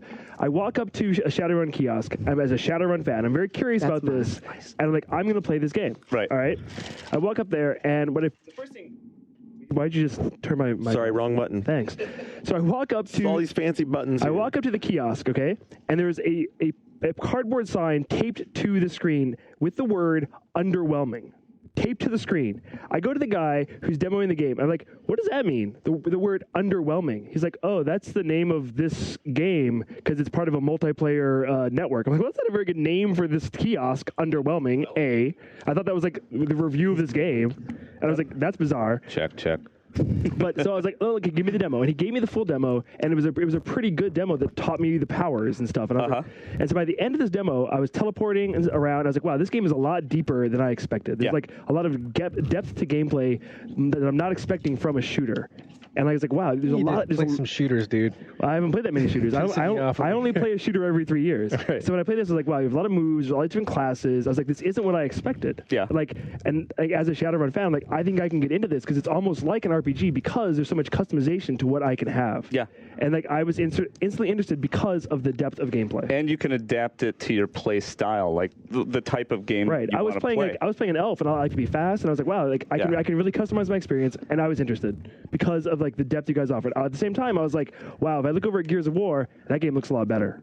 At the same time. Oh, that's because it does. I mean, at E3, you know, it was like night and day. You know, Shadowrun versus Gears of War, the way it looks. Shadowrun looks a lot better now than it did. I should hope so. Yeah. Yeah, it's nice that you added a lighting model. That was impressive. Yeah. But do you worry about the whole fact that even though you have all this depth, that like just because you don't look as good at Gears of War, people are going to like write you off right off the bat? At E3, yeah. I mean, it was a big deal. It was a giant kick in the nuts, right? There's a bunch of questions to answer. Oh, yeah, tell me about it. It's like, let's go to the beauty show. Nobody's going to stop and actually play your game. They're just going to turn up their nose because you don't look good enough. And no one was playing it, so I sat down and played it. I was like, oh, this is actually kind of fun. Yeah, it occurred to us, too, that was kind of a bad thing. I wrote the one-up thing on Shadowrun.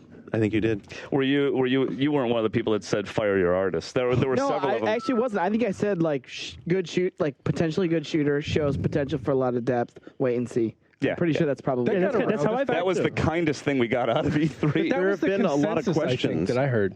Like I said, that's probably well, if you played it, that's something good about people that at least like. Yeah, but if you didn't play it, if you just saw it. No, I didn't get a chance to play it, but everyone told me, hey, never mind the fact that it looks like a CS modder making maps. Like it's fun. It plays well, and that got around. And that's exactly what you were saying. You're like, it looked that way because we didn't give a shit about putting the polish on. It's like a house, you know. Some people didn't, but some people couldn't see the forest through the trees, without a doubt, and some people in power couldn't see that. You know what I mean? But there's a couple of things to answer. Interesting. Wait. In Microsoft, they were upset with the way it looked. Yeah, wouldn't you be?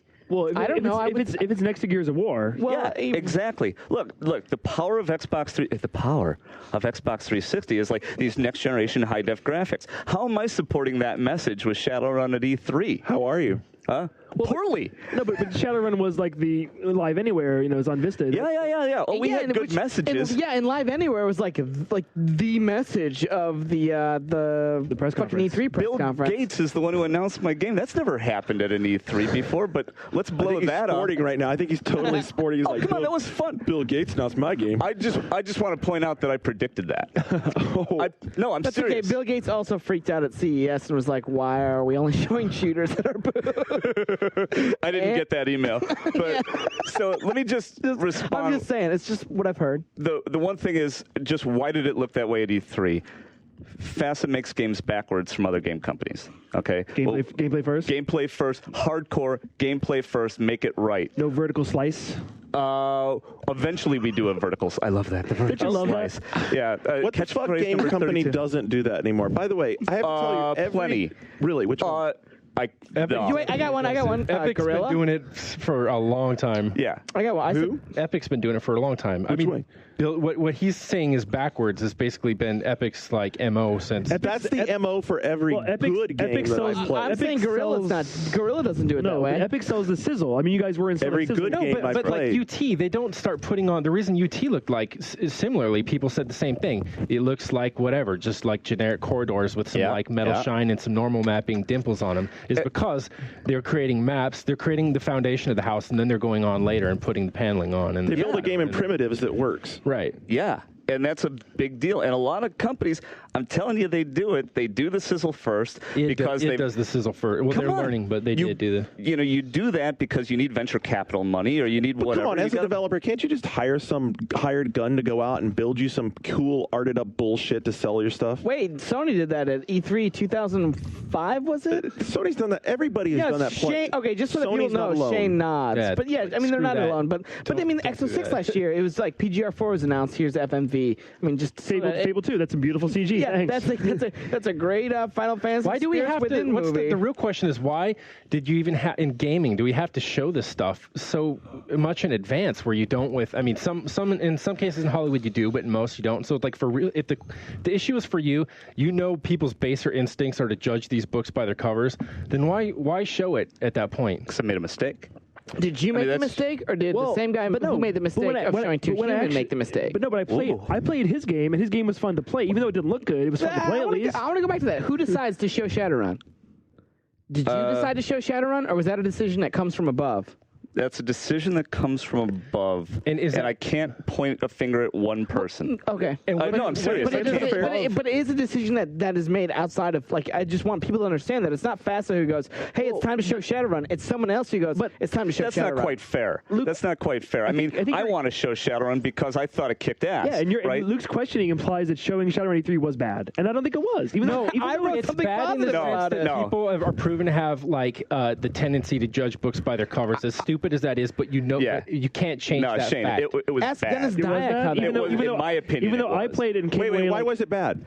Because people don't see all the innovation you're doing. They don't see the gameplay. They don't see the live anywhere message. So because right? when you're the graphical fidelity? Yeah. So when you're watching, hold on. I want to hold him on this because your point was that if we design games backwards, and backwards being that we make them fun first. That's right. Then why does that fun not come through? Because it's human don't nature. Answer for him. Let him answer. Because it's human nature. Okay, it's just the way it is. Don't look at me like that. Isn't it compelling enough? Garnet, it's like Garnet. You can extend this so easily. Hold on. Let's go to porn for a minute. That's what right. Porn's pretty fucking compelling. And everybody back at FASA Studio is going, of course he went there. But let's face it, head is head, right? The act is the same, and your grip can be fantastic, right? But if you look like Imelda Marcos, you're not going to sell the game. Wow. Yeah. The analogy. Thank you. Give me my freaking dollar. And expectations. Give him some dat. Give him some dat. If you paid $5 for that hookup, you're not expecting it to. You don't. But no. The reason I say that. The reason I say that is because I can go into so many mods. Where are we going with this? Okay. Shit? Here's why I said that though. Yeah. You can go into any given mod, and I routinely find games like The Specialist, which I mentioned, which are great in the same way. They look like total shit. Yeah. But the position you were in, it was like 360. You know, this is like your big powerhouse, and you're going to pay all this money for it, and it's going to like harness human energy and all this other horse shit. And then, so you get to that point, and then you're like, that doesn't look like human energy. That's right. And that's the whole problem. That's it. Look, and let's face it, no matter. We were on the floor at E3. That's the show. Yeah. Right? People aren't looking at your game with blinders on going, oh, I get it. I see what they're doing, man. Right? They look across the aisle at something else. You know, even Saints Row. That was pretty Bob Ross. It's true that E3 is not the best venue for. E3 is not the best venue for anything. For she has a great personality, and that's what your game was. Real life isn't the best venue for she has a good personality. Imelda, she rocks. No, seriously. I would say real quick, now that no one's looking at anything and they're listening to this podcast, and you have control over what's going in their ears, what is it about the game that makes it innovative and that makes it stand out when, graphics at ETH a year ago aside? Options. I mean, I said this the other day when I was demoing for you guys, and I'll say it again. We have more verbs, and we have verbs that you want to use. What? It's totally. You're looking at me like I'm insane. It's totally true. You can teleport. You can fly. So, Michael, you and I had this conversation the other day. People who give bullshit generic answers instead of defining what they mean, right? He could have said what he meant, but instead he said, "We have more verbs." So verbs are a beautiful thing. See, but the thing is, you cut me off before I actually go to the shit. I didn't cut him off. Look, the way I got trained in high school is you start with your thesis statement, then you go to your supporting data. Okay. So support some shit, Mitch. I am ready to, baby. All right. So look, for example, when Tree you of get Life, Tree of Life, we got Tree of Life. When you get, we've got Resurrect. It's not a first aid pack. When you go into a first-person shooter, right? You see the enemy and you're looking at him, right? What can you do when you engage with the enemy? What can you do? You can shoot, you can run, duck. you can jump, and you can throw a grenade. Yeah. Maybe you can get into a vehicle and run away, drive away. And you can That's it. That's it. No. Okay. You can cut his throat and assume the shape of his body, Team Fortress Classic, and then go into his base, throw hallucinogenic grenades in front of his teammates and cut more of their throats and pretend you're a body. No, wait. You Hold could, on. okay. No, but you can, I mean, you could teleport, but not only that, you could throw the teleport destination at a person, and so you materialize inside their body. Bail out, bail out. Shadowrun bitch slap total. No, No, I'm just not saying- true at all. I'm just saying there are a lot more verbs. This was my thing. When you did your demonstration, I thought you were really reductionist, and you said there was Wolfenstein 3D, and then now there's. I mean, I'm okay. Now Sure. I'm being reductionist, but moving to the end of your discussion, you said no one's innovated, so we're going to innovate. If you go online and you listen to consumers, that's what they're saying. Where's the guess innovation? and that's true. It's true. Oh, so Shadowrun's a product of No, God darn it, no. I'm going to cut you off before you even get that troll off. No, but it's like you're fucking making the troll face. Can you, for example, in the game you're talking about, where you can throw the teleport deal, right? And That's teleport just in front of them, UT, yeah. is that skill based? Yes, totally. Yeah. Can you combo it with other things? Telefragging in UT is totally skill-based. Can you combo it with other things? That's the thing about Shadowrun. So, like, right? say for example, you have a rocket. You know where a bunch of guys are. Throw your teleport above them in the air, materialize above them, and shoot a whole bunch of rockets straight down into them or something. It would be a really simple example. It's a pretty simple example, but remember, there's just a lot of stuff in Shadowrun to do, right? So going back to my idea where you engage with the enemy and then one of you dies. Is pretty much what happens. You engage with the enemy, one of you dies. In Shadowrun, you can disengage multiple times, multiple ways, right? I can teleport away through the floor, through the ceiling, through the enemy, whatever. That's one thing. I can glide teleport. I could turn to smoke so that, if there's a crossfire and I turn to smoke, you guys actually shoot each other right through me.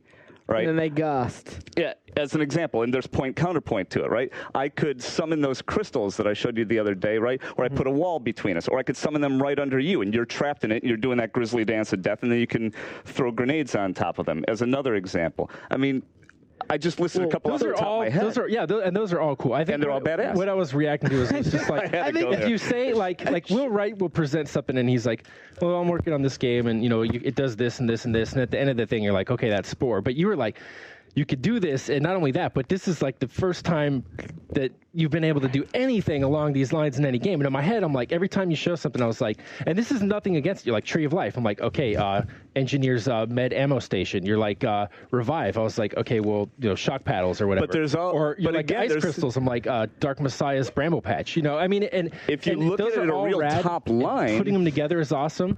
But it's just like when you turn around and say, not only am I putting them all together and it's fucking awesome, but I'm the first. Like we're the first ones to ever do this. And there's never been anything that's. I think you may have read into that a little bit. Okay. But also. No, I don't think he did. But let's face it also. you guys- I come you- from a you- family you of guys- salespeople on both sides of my Easy. family. Wait, so now your It's just the excuse is truth. it's my family? It's genetic? It's genetic. Easy. It's the truth. I'm going to break you guys up if Yeah, this yeah. keeps happening. No. Let's jump the table. Let's roll. Well, okay, all these different verbs you're talking about, one of my concerns is balance. Like, you can add all these cool shit into your game, but, like, what at the end of the day, one of these things ends up being overpowered? What if? What if? I mean, What are you going to do about it? has access What are you going to do What are about you it? gonna That's do a good about question. Fix it. Patch I mean, them. what I mean, are you hoping what are you doing? Are you going to fix it all in post? Like, oh, we'll see what happens when this goes out there. No, I mean, come on. The game's been in development for 3 years. We'll pull the plasma pistol off the maps. Yeah, it should be fine. We've been Wow, playing dude, this. you just lost so much Bungie cred. Like Frankie's sitting there going, "That motherfucker! I'm going to kick his ass." I'm just saying. Yeah, We've been playing this game for 3 years. It's all right, right? Everyone, No, it's possible every game that- takes. You have to balance. I mean, like it's not like you're the first ones to have to like balance Balance a something with game. multiple classes. Right. With But they have all multiple these vehicles, with powers, multiple, all these you know, races. It seems like they have a greater mix of We got a a big- volatile Shane, mix. we got a Okay, big grid. well, Shane, I would tell you this. I have played this game 4 times seriously, twice with people who really knew how to play it, and I have no clue what I want to play because nothing out of all the things I've tried jumped out at me as overpowered. Nothing has stricken me as like, oh my god, this is broke. These are my combos. Like I had yesterday, or 2 days ago with Mitch, I had like a set of abilities that I preferred. And I had like a couple weapons that I like to use, and I had like a way that I had started to play the game. But whether or not that was overpowered or gimped, like I won't know until a month into the game. Right. Yeah. Yeah. I mean, I'm not going to find out. I'm not going to find out in an hour and a half. Here's that the probably problem. goes to your thing about the learning curve. No one has proven to me how someone who just likes to play games picks up the controller and enjoys this game. Anecdotal evidence. Ready?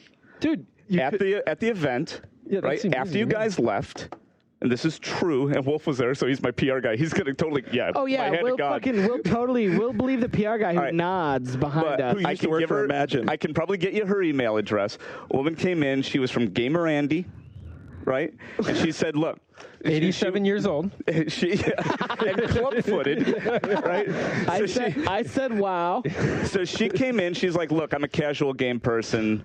You know, don't bother with me. I really like Zoom. Right? You know, because she was there with another Gamer Andy person who was hardcore and stuff like that. So she was just watching him play, and she decided to just get on herself.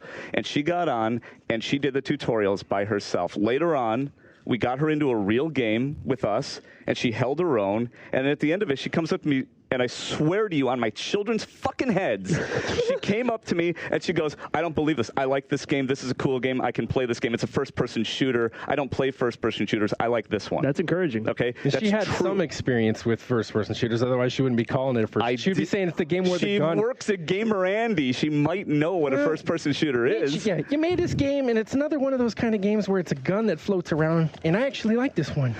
I mean, it was like... But that really happened the way I described it. And it was cool. I think I got in, and by the time, I had to switch over to the controller because I was having all the issues with the mouse look speed. When I did, you were like, okay, because I wanted to skip the tutorial so I can catch up there. Yeah. And you're like, suit yourself. But so I skipped it, and I was like, all I need, I have an SMG and I have a grenade on one button. That was fine, and I killed everyone. Well, it was like Exactly. So you said that this wasn't a game about gun shooting people. No. I didn't say that. Don't twist. Dude, he's playing against a bunch of fucking noobs. Dude, anyone with a mere ounce, a testicle of skill like me when I was playing is rape time. So no, I'm just saying that even if you don't, we're gonna put that in as an announcer via, but rape time. Mastered some of the other abilities such as teleport and ghost. That's not ghost, that's ghost. If you haven't mastered them, you use your submachine gun and grenades, and you're still able to hold your own. I mean, that's what I'm saying. And then 2 more games, then I figure out, then I add other things to my vocabulary. I learn new verbs. Oh God! I just threw up in my mouth a little bit. When you turn the messaging around, and I tingle at the same time. So wait, what's your point? I'm missing your point. No, but the whole thing of price of entry, I'm saying it didn't. If you have any familiarity with the genre, it is pretty accessible. It's not so far out. It's not like Natural Selection or Dystopia or any of these other games where they're extraordinarily off the beaten path and where you need a tutorial to... Wait, that's why the weapons in the game are the way they are. I mean, what Shadowrun's about, Sean, is we got to get there eventually. It's about taking the vocabulary of the first-person shooter and adding verbs to it. like start off. Put that on the box. We started off with cool, and we added dude. And we added awesome. And pretty soon we're gonna add hot damn. It's fair to add verbs to it. Finally, come on. the moment we ship boobs. Yes, fucking A. Boobs. You got to admit that as an entry into the game, going, look, there's run and jump, shoot, and stuff like that. Now we're adding new verbs. Is a perfect segue into what we're doing with the game. It was completely legitimate. Yeah, completely the fair. marketing wizards did a pretty good job coming up with that. All right, I did it myself, but whatever. I get your point. So anyway, to your point, Garnet, I think the ease of entry is there. I agree with Sean. Again, I'm paid to agree with Sean, but that's why the weapons are in the game. I've said it 3 or 4 times. I know. I told Michael this the other day. I think your tutorial is shit. I've said this so many times, and I've said it to you in November. Your tutorial gives people a bunch of fucking stuff to play with, and it's overwhelming. It's too much. I like the tutorial. That seemed like a pretty standard, even paced tutorial. I think you're totally high. I went to the first tutorial. I wish. Totally high. I fucking wish. I was like, I did the first level, and then I skipped to the last level, and then I was like, okay, cool. I just want to play, and I'll Here's the situation. I'll sort of learn by doing on my own, and then I let in kills. I think you're underrating the audience, and I also think you're doing the tutorials a total disservice. You're thinking I'm underrating the audience. Well, that's a shock. But anyway. No, I know. Why do you think he's underrating the audience? You're saying that they're going to get overwhelmed by this and that the tutorials are shit. Here's the deal. Totally I've wrong. watched several groups of people play this game, and there are certain techs and certain magics that they gravitate towards. Yeah. Your testers have perfected ways of utilizing this, and you don't give those tools to people. The thing you is, give them an elite player in any game is an elite player in any sort of FPS is going to be someone who uncovers something in to use a console That's right. example, I agree. A BXB is a faster way to reload. I agree. Halo, And that is what Shadowrun's partially about. Exactly. This game is about elite motherfuckers beating the shit out of casuals and driving them off the game and not being interested. What I say is it's fine fine. Because Learn our to matchmaking play. is great, and we're going to get people together that are Really? like-minded. Your matchmaking. What is your matchmaking? I don't know. There was a news story about I got this a while people ago. for that. You guys, well, the Shadowrun. Oh, our matchmaking is great. By the way, I don't know. No, I'm just going to make out that thesis statement that I won't support it with facts. No, Those options. Shadowrun's one of the games that's coming to Xbox 360 that does have team-based matchmaking. Yeah, that's a story from 5 months ago. Unlike Gears of War. Unlike Gears of War, because They just need to hire more people. fucking save it. I think on PC the options are going to be like really important. I mean, if you're enabling server hosts to say turn off like controller use, so it's able to detect and say, hey, no aim assist or whatever, or they can use controller, but there's like no aim assist on this server. That's a good question. Is that something that's going to be configurable? No. I mean, I'm just being honest here. Like I do, like everything I think is cool, but I think that is going to mean that a big portion of your potential audience on PC is not What, going that to. they don't want to play with console gamers? Is that what you mean? Or No, what? they're not. Eventually, they're not going to want to play in an environment where when they want to have it, where there's no such thing as aim assist or something that they can't, turn that off. I think that's more important than you're probably assuming. When you plug a controller into this game, it changes the control schema, right? Yeah. I mean, what's it do? Magic. I'm not sure what you're asking. I mean, what he's asking, and I can reduce it a little bit simpler, is when you play talking small. When you play with the controller, there is like obvious auto aim that you're used to on a console. There's some sticky aim. There's some sticky shit. Of course there is. Yeah.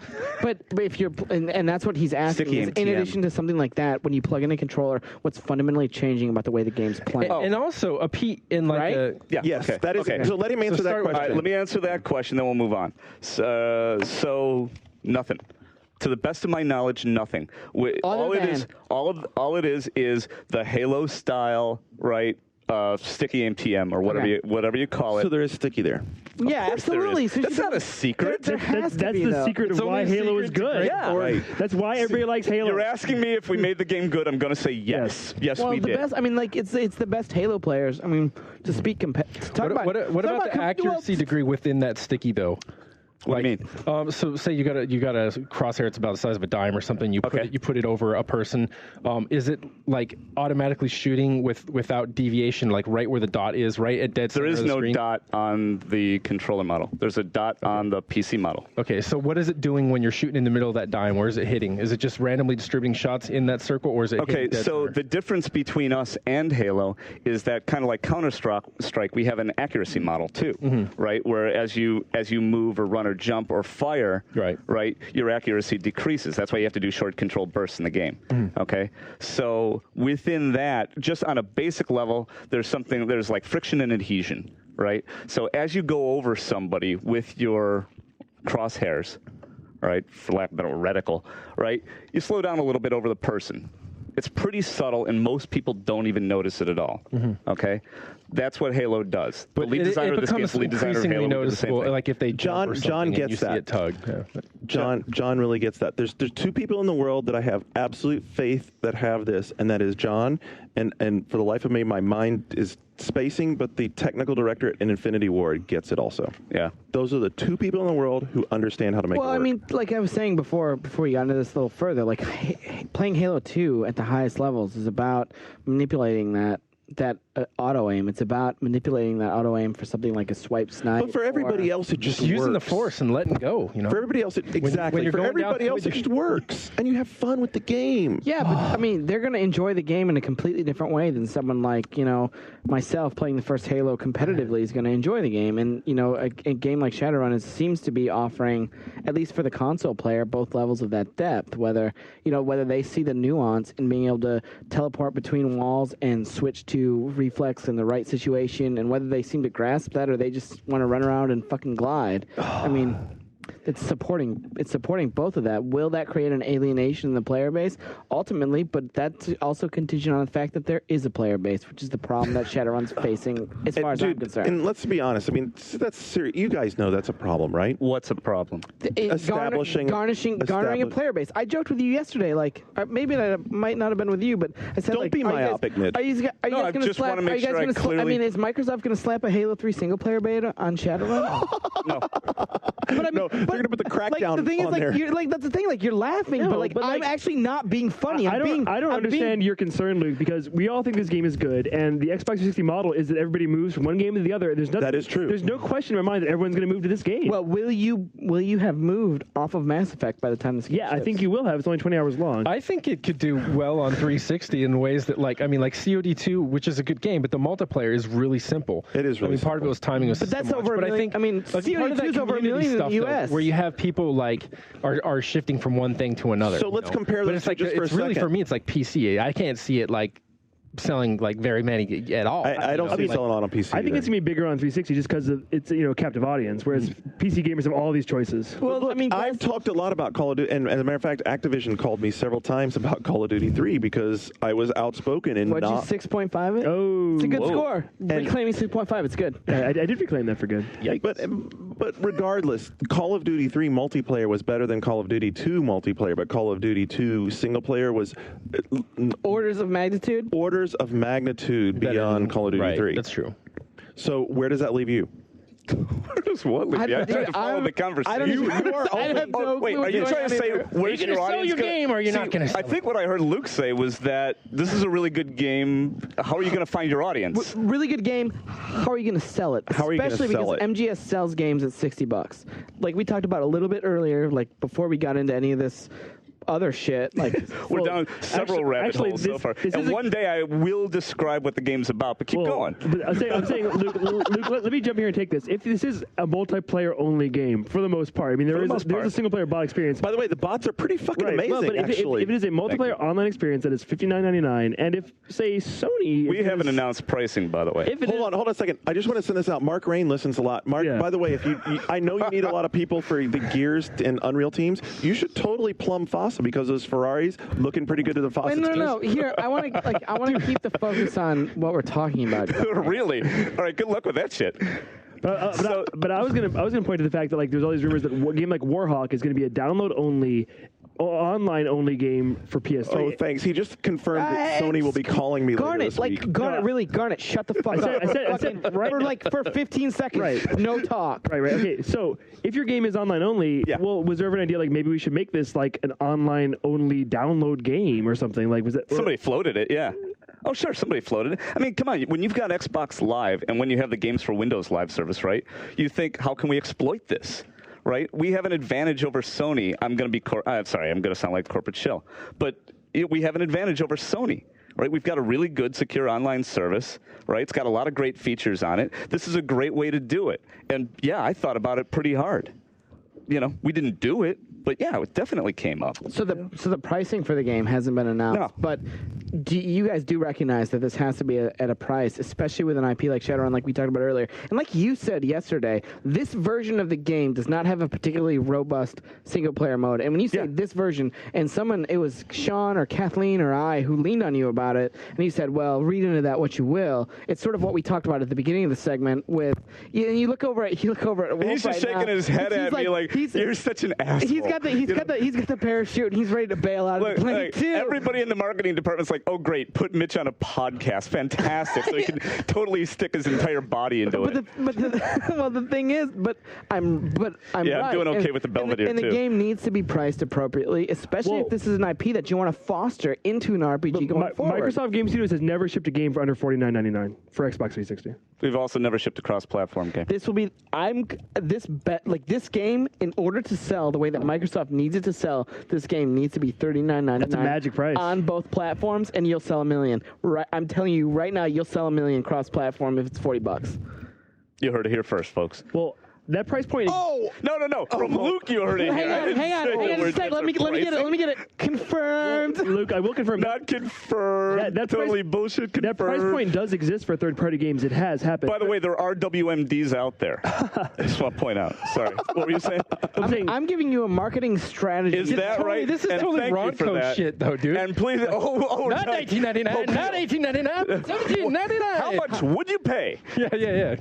Maybe we could do a survey. $40? $40, you're going to have way more people there than at Man, 60. this is the most exhaustive and the hardcore interview we've ever had in One Up Yours. I think, Luke, you have some really good questions from the readers. Maybe you should get to those. Yeah, we have a couple of really good questions. We have a couple of. Well, real quick, just to pause and say, like it's cool with Mitch. The only reason we're also like Eddie's is because it's from the get-go is obvious that you're here to play it straight, you know. I am here to play it straight, but I am a whore. Come on, let's be honest. No, I don't think you've been a whore at all. Like I would love, but inside, believe me, baby. For guests like you to come on this is where I pimp GFW Radio. You come on our show because, there's a huge difference between someone coming on and they're reading from the prepared material and they're staying on message and so on and so forth. So like aside from all the fun and the tension and the cattiness, there's a thanks in there, man. We just want to say thanks to you. There's a lot of basically. Hug it out, Mitch. We were going to do that at the news. So this show is a mess. Yeah, Mitch, we appreciate your candor. Oh, thank you so much. I've got more where that comes from. From the boards, a couple of questions that were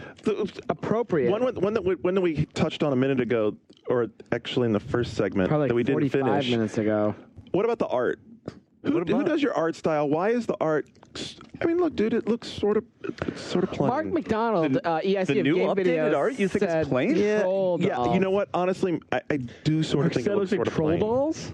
Yeah, he hasn't seen like the new. No, it doesn't. That's the thing. Like that's what Mark said. He's in the Bahamas right now. He's like, you guys have Mitch from Fast On this week. What's up with that fucking art? There's no good Mark impression other than to wave my hands over my head like this. But no one can see it. But he's like he's ask fixing him his about hair. the troll dolls. I don't think. And I was like, there's no. about? I was playing yesterday. I didn't see any troll dolls. So I didn't don't really either. know. I don't really know what he was it's cool talking that about. everybody that gives you advice on what to ask me does the bong hits before they send you the messages. They've been playing Flow. But I think what people are talking about, in addition to the characters, is like the level design. Yes. It looks like perfect dark levels or golden eye it's very levels. empty. It's a There's little not a lot really of- utilitarian. It's a little Spartan. Really It's a utilitarian. little Spartan. There's not a lot of furniture. Okay. And that my goes for apartment. Counter-Strike, No, too. that's true. So don't take that as a huge thing. No, it's totally cool. I have a response to it. Here's what it is. Number one is that there is not a lot of furniture in there. That's absolutely true. That's not art. That's design. We did it on purpose from a design point of view, not an art point of view, because you don't want to get hung up on a chair when you're backing up to try and shoot somebody. You just don't want to. So we just remove it. Okay, that's the truth. All right? If it look... It is! Why are you fucking giggling over here? The fucking peanut gallery is over. He's tickling himself under the table. The simple solution is to create a gravity gun, and then you're able to manipulate all physical objects. I actually did Thank just you, pee a little Gabe. bit on my leg. You just peed in your A little leg. bit. Is that right? Yeah, a little bit. Totally hot. Sexy. Do you want to feel it? No, really, I'm feeling it right now. I'm but feeling Mitch, love across the in hall terms here. of the character designs, which have taken a lot of flack, but they are true to the Shadowrun legacy. As someone who played Shadowrun, those are what elves look like for real. Is that Right. accurate? How do you feel about that? How do I feel about that? I feel that the RPG art was all over the board. All over the board. I used to write RPGs. I know how RPG art is made. That's every RPG. Yeah. And basically what you do is you pay them like $250 for a piece of art. They do it as fast as they can so that they can get multiple $250 In increments. between tattoos, there's no, Hello. there is Not yours, no, but no, RPG artists. No, RPG art. I'm talking about paper and pencil RPG, right? You do it. There was no defined art style for Shadowrun. Shadowrun existed for years and years, and if you open up those books, elves looks like something different on every page. Trolls look like something different on every page. We chose what we liked. That's really what it was. Well, wait, let me say one more thing on that. We chose what we liked, and we also chose what we thought differentiated them in silhouette from each other for differentiation, so that that guy's healing out of combat, if he's an elf or he's a troll and he's going to harden. But you weren't about to suddenly give like 500,000 more polygons to each character to make them look like Gears of War characters, because that wasn't like you're not about these characters looking like. I have a response to that too, and that is that I think Gears of War is a great looking game. I think the size of their maps are substantially different than the size of the Shadowrun maps. What we're doing in Shadowrun with the verticality and to be able to glide over the battlefield and teleport through and all that stuff. You can do that in Unreal 3. There's no way Unreal 3 can If you say emergent gameplay, I'm going to come across No. What I was going to say. The same engine's obviously. Oh God, here we go. No, but if you can do all the stuff, including summoning trees and summoning creatures and having 16 players and doing it at frame rate, it's a technical achievement. I would say that the thing that you touched on that's the most important is add 16 players with like that level With a combination of AI and with human that players. level of detail. I mean, it is. So what limitations does peer-to-peer versus having hosted dedicated servers put on you? That's a heavy question. Let me And are you think going to about- have hosted No, but servers on PC? You can do dedicated server on PC. Okay. Actually, you could probably join them on Could I? 362. Could I? Probably. If I had 2 copies. Probably because. Well, yeah, why not because have the PC guys dedicate all your servers? That's and what I then was gonna say. boom, Like yeah. the PC guys dedicate their servers. You facilitate live anywhere play. I haven't dedicate their servers. But that And all of a requires sudden- we you have had to be thought of so it. confident that you're going to have that many PC people there that are willing to pay $100 a month for their clan to have that server. It's not that going to can be let that. It's going to be free. Oh, I'm telling you now, it's going to be free. we're making magic now. We are. But we that are. would actually, yeah, that's a good question. And we're So also going to design our tutorial. stripping off the it's gonna stripping be- off I the already bullshit, the designed question a would be, tutorial. like, why not have dedicated servers, but you just put that burden on the PC side, and then the Xbox players get to play. Well, there was a way back. I mean, to jump in, there was a way in Rainbow Six 3 for Xbox. You could actually dedicate your Xbox. You couldn't play, Yeah, but you could yeah, you dedicate your server. It's like I could come to work and dedicate my Xbox Live account, which I'm not giving out on the show. Yeah, good douchebags. call. But You'd have to be a pretty self-sacrificing motherfucker to do that, though. Like, who's like, I gotta go to work. I'm gonna leave on my Xbox in case some of those nice people want to play games. And here's my email address at Microsoft, too. That would be awesome. Yeah. And Bill Gates. But I mean, dedicated servers are something that has come up more and more and more, especially because PS3 first-party games, at least, are doing dedicated servers, which is one of the absolute best things about PlayStation Network and about Resistance is that it's No, wait a minute. It is the number one thing to me. You don't even have to pay for it. Yeah. Shut up, Shane. But I mean, that is a concern. Is that something that you guys have lobbied with Microsoft to say, like, why don't we get dedicated servers for this title? I don't have to lobby. I'm doing it. You're getting dedicated servers for your title. Hold on. There's two different things. Supporting dedicated servers is different than us hosting servers. Is it who's providing? You probably know who's providing dedicated servers for Resistance. Sony.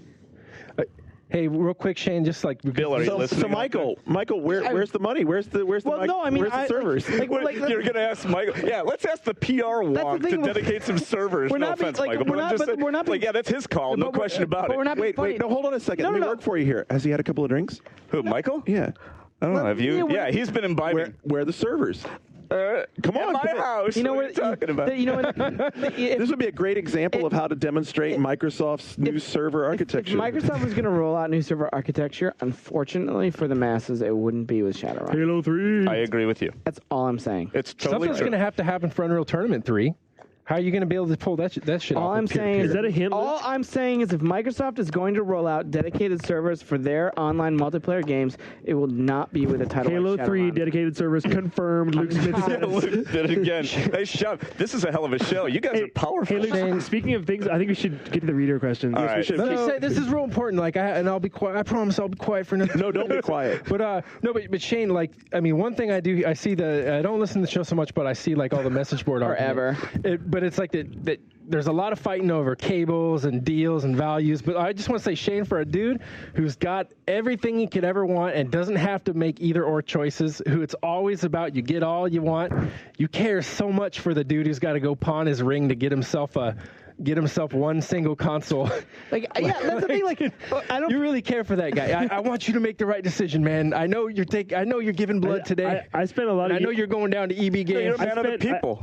Sean, I spent 5 years working at EB. I've met Average Joe a lot. I know what he thinks. I know. Well, what the guy he that wants, you so. met the guy that returned Final Fantasy because he couldn't read I the met stuff the dude. on the screen. Yeah, the dude returned Final Fantasy 7 because he didn't know you had to read to play this game. Mitch is like, why the fuck did I pay to come down? No, this is awesome. Okay, so one question that I do want to get to from the readers, and it Yes. is a question that we talked about a little bit earlier. Wait, did he answer the art thing? Yes.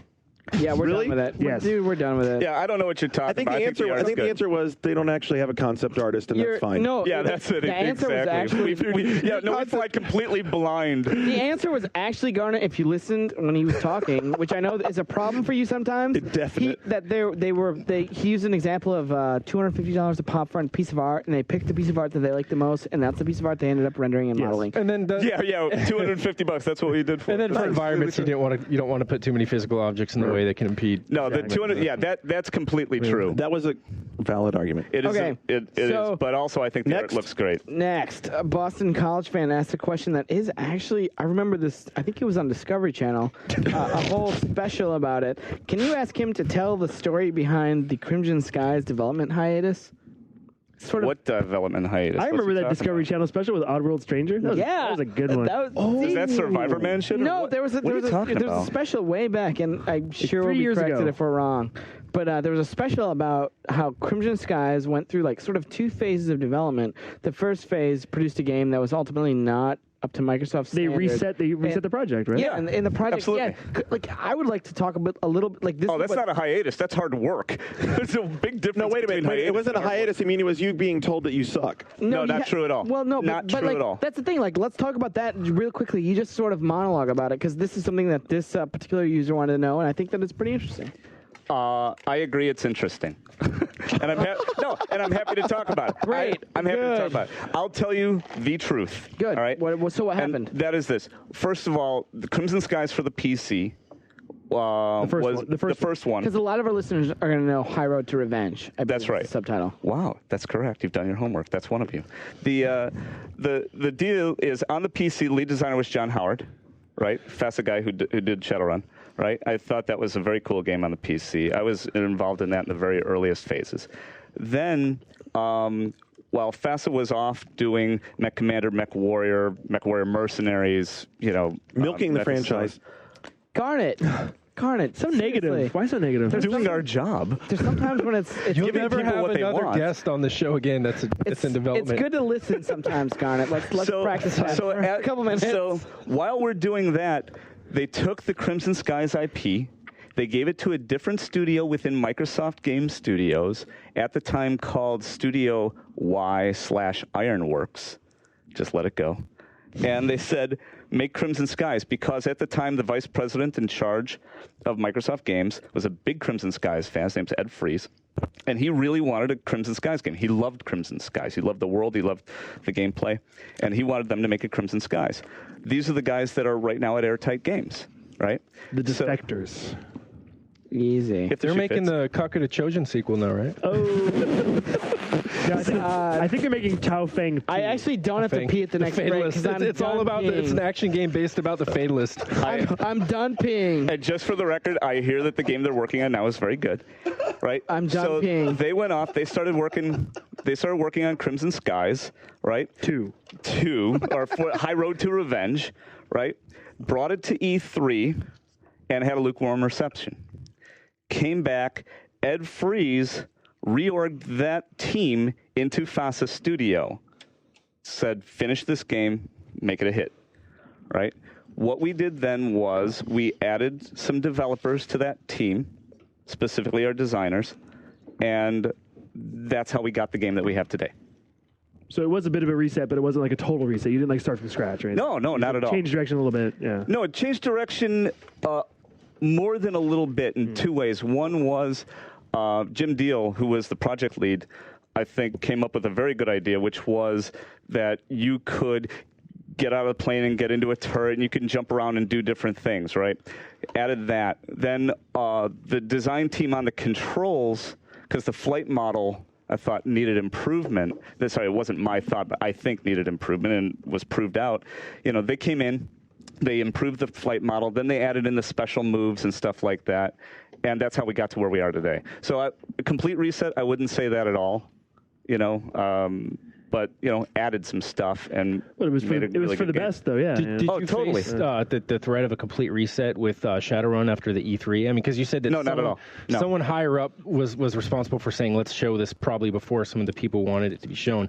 I wonder, if the reason was just they were eager to start promoting it, or they wanted the litmus test where they said, okay, maybe this needs to No, not at all. Nothing like that. It's more about we're announcing the Live Anywhere vision, right? This is the cornerstone of the Live Anywhere vision. It's sort of the germ of the Live Anywhere vision, right? And so we're going to do that. And, I'm not sure. I think people thought that the gameplay would, win out, right? So there it is. So there was no threat of a reset. it was just a matter of me going back to the team going, okay, we got a report card. And so we're not going to run around like chickens with our heads cut off. It seems useless for you. It seems like the whole E3 thing would have been entirely useless for you because the gameplay stuff would have been good, but that was tainted because their perception was distorted by the emphasis on how the game looked. And you wanted, at that point, by your own admission, you say all we cared about is the gameplay itself. Insofar as you could separate that from the presentation, and you just wanted feedback on how it played, but it's like you couldn't really get that fairly because everyone's busy saying like, it just doesn't look like a 360 game. It looks kind of like an Xbox game. Yeah, it was awesome. that was so like, totally why was fun. it useful for you? It just seems like it. Why was it useful for me? I don't know. I don't know how to respond to that exactly. E3 is a milestone in game development. In other words, what we like to do, you do milestones in a project, or right? a milestone in like pulling out the smoke machines and mirrors too. I mean, depending on the game. And that's an interesting point because we refuse to do that. Right? FASA historically has never done smoke and mirrors. Mm-hmm. And that, in a way, can be our downfall, right? And that we insisted on the game running at frame rate on the floor at E3, even though other games don't necessarily do that. We insisted that our gameplay be smooth and that it worked great. And so at times you sacrifice your art to make sure that the play is as smooth as it needs to be to show off the rest of the stuff. And so that's one of the reasons why the art was the way it was. We've kept the frame rate and the gameplay solid through the whole development, and art suffered because of that. Now, as we get more frame rate back, then art reses up. And that's what you're seeing, and that's exactly what happened It's at E3. another verb. I'm just saying, it's the resurrect It just still seems like Somebody E3 hold this was guy always down. pointless. E3's always been just a bunch of bullshit. It just seems like, okay, Well, I'll tell you, you won't have to worry about E3 much longer. but going back to that thing about the milestone, there is nothing that motivates game developers, in my opinion, more than showing their stuff. Vertical slice, you love it. No, I don't mean it that way. I just mean vertical slice for the listeners, because there's going to be some Section. Yeah, somebody should know what that is. Let Sean take it. It's real quick. When you put together a snippet of whatever 5 minutes or whatever segment of gameplay that's indicative of what you expect the game. Yeah, well, Crysis, the last hands-on thing from CES and the Games for Windows event were vertical slices. This is what it looks like. As I was able to find out just by using speed, jumping out of the map, and then you look and then you're like, right. Well, the thing is, when you see a really good vertical slice, that doesn't mean there's actually a good game done. Half-Life 2, the part that leaked, Fizztown, was a vertical slice. It's all right, Bryce. We still love you.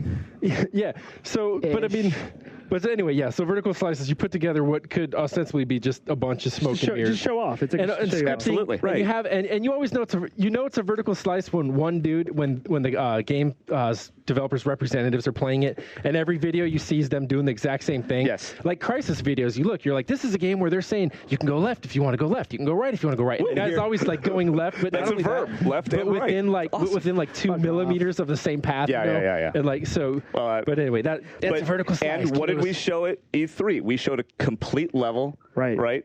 With a whole bunch of tech tutorials and stuff. right? Yeah, There's a bunch of tech and magic that you could use. And it was cross-platform on the floor, and it was balanced, and it ran at frame rate. Okay, you know what? We it's enough. All right. covered the hell out of thing. Jesus, I'm sick of Shadowrun. There's going to be. Hold on there, motherfucker. The Luke Smith, Lukem's, has the close.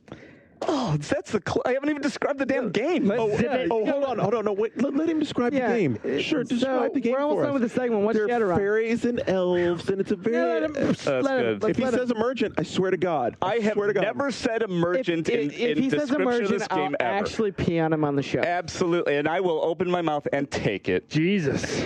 Wow. What's Shadowrun? That's not my question. Hold on. Everybody's got to unzip and wait. I'm waiting. So Shadowrun is a team-based multiplayer first-person shooter for Xbox 360 and Windows Vista that you can play cross-platform. And that means that people on Vista and people on 360 can play together. Starting there. It's a round-based game, which means that each round you can buy new weapons, new tech, new magic. Some people described it as an RPG on speed, and I've used that word myself because I kind of dig it, where you actually modify your character round by round to make him into the character that you want to play. You can play one of 4 races, elf, dwarf, troll, or human. Each one has their own innate abilities, and then on top of that, the abilities that you add during the game. And each of those abilities have nothing to do with offensive capabilities. It's about getting the drop on the enemy, outsmarting and outplaying the enemy, and then you put your crosshairs on them and you blow them away. I'll stop there for now. Are you done? That works only because it's too smart for everybody. I think it's fair that 40 minutes into the segment he gets to describe his game. What my question 40? is, and you will not look at Michael at all during this question. You will not look over to PR that guy? to see. Yeah, Cover your face, baby. This is it. All right, he doesn't exist to me. It's just you and I. It is. And I feel these it. three other dudes. I can feel it. A tender moment. Your game is supposed to ship within Microsoft's fiscal year. Right now, Crackdown just shipped. Forza's next, then Mass Effect, and then Shadowrun. What's next for FASA? Is what you guys are working on next already determined? Or is it we're doing Crimson Skies next? Or is it we're doing the Shadowrun RPG? Or is it what's next for the studio is based on the sales for this project that we're concluding now? What's next for the studio is based on the success of Shadowrun. Would you like to do an RPG? Me personally? Yeah. I'd absolutely like to do Taking an place in the RPG. Shadowrun universe. Sure, why not? I just want to do an RPG, right? I've never made one. I'm an old school RPG guy. I've written RPGs, right? One of the things, from my career is I've done a real-time strategy game or a real-time tactical game with Mech Assault. I've done a third-person action game with Mech Assault. What did I say? Mech Commander for the real-time tactical. I've done the third-person shooter. I've done a first-person shooter. I wouldn't mind doing an RPG. I don't like to do the same thing twice if I can get away with it, personally. As a Crimson Skies fan, am I going to see a Crimson Skies game this generation during this console cycle coming to my Xbox 360? I can't promise you that. Would you like to be able to promise me that? Yeah. Yeah. I was the original lead designer on Crimson Skies. So yeah, I would love to. I wish I could have made the game. I wrote the first design doc. I'm surprised. What about the real question? Where instead of are we going to get a sequel for this? Are we going to get a sequel for that? What about do you have any unfulfilled dreams as a developer that the way that things work have prevented you forever from doing, and that you have so many people above you that you'd have to convince that this is worth financing or anything? I mean, do you have anything like that if at this moment someone said, hey, go make the game you want, would it be a sequel or would it be something else on your own? The game, if I could do anything, no, the game wouldn't be a sequel, although there's a lot of things to add to Shadowrun. We haven't touched the Matrix. We haven't touched the Astral Plane. There's all sorts of things you can do in that, and I'd be totally happy to do them, right? Would that be my dream game? The problem is that my dream game would probably be a boutique game. You know what I mean? Shadowrun dating sim. Yeah, awesome. My daughters would love that. So can I say that? No. What's my dream game? It doesn't matter what it sell. I would love it. I think it's safe to say, based off the response that I had after I visited your studio and threw out a rumor that I saw maybe some Crimson Skies, concept art around the studio. You're a rebel rouser. I would never be. We only talk about it on the show. Yeah. It's the only place you get it. I appreciate the fact that you like the game and you want to see more of it. That's incredibly cool. I'm glad you appreciate that. You know I want what? to see more of it too. As I've sent to you via email, as you know, because I sent it to you, there are plenty of folks who reiterated that out there. So there's lots of people who are very interested in Crimson Skies. I hope for you that there's a lot of people who are out there who can dig into Shadowrun and that it can find its audience. I hope it's priced appropriately. That's the most important thing about this IP. Period. It's like when we talk about NPDs when we come back from the break, price this generation is the ultimate barrier to entry, and while we're talking about that in terms of console hardware, it's not exclusive. Software is also important. It's going to be really poignant. So if you're listening, stick around because when we come back in a minute, NPD numbers galore. I love NPD week. Oh, God, it's my favorite time of the month. This is very sassy. It's like the week that a lady friend wouldn't be on her period. Oh, God. That's right. Luke has his Tampax. He's all set for the NPD numbers, so don't be a stranger. Hang around. A little bit more about Flow after this. Mad Flow. And we'll leave it at that. We'll be right back.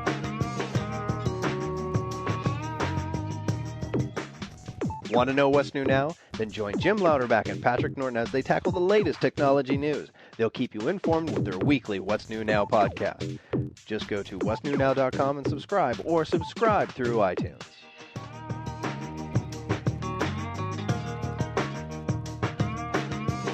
All right, that was pretty epic, wasn't it, man? Holy. Are we at almost 2 hours now? If you're watching the time, just stop watching the time, enjoy your commute, listen to the show, and have a good time. We're back. We're ready for news. Luke has NPD numbers. He's thrilled, and he had some thoughts while we were just talking here a moment ago about... One thing that happened, though, you might want to announce, is that Mitch had to go. Yeah, because we ran so long. Yeah, the dude realized his flight was leaving in like 40 minutes, so... Yeah, by the way, he missed his flight. Yeah, so... So we all, I'm sure you guys joined me in saying, thanks to Mitch, great sport, and...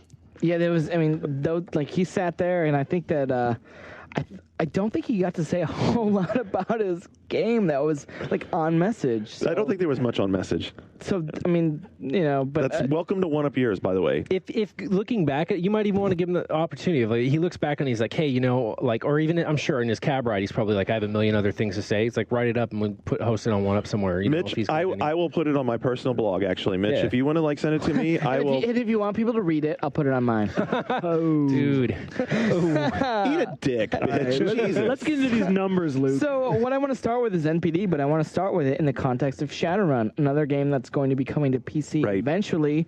Is Gears of War. That's no secret. There's a secret video floating around 1UP that we haven't actually unveiled to the public, where a high executive at Microsoft says a year ago now at GDC says GDC 06 says, yeah, when Gears of War comes to PC. Well, the numbers that you're gonna expect from a game like Gears on PC is about 1.5 million to Epic's internal estimates of 5.5 million on consoles. I think that number is important when you consider a game like Shadowrun, which, like Sean talked about, and I would actually agree, especially seeing the menu system and listening to sort of a little bit of a list. I would be pretty damn surprised if Shadowrun does 1.5 million. But that's not what I want people to gravitate towards. It's that ratio, 5.5 million to 1.5 million. Right. I mean, Shadowrun's not going to sell like a Gears of War, but Mitch's semi-listless defense of Shadowrun on PC sort of confirms that the game is a console game, first and foremost. Totally. What else would a game using Halo's lead designer be? Guess what?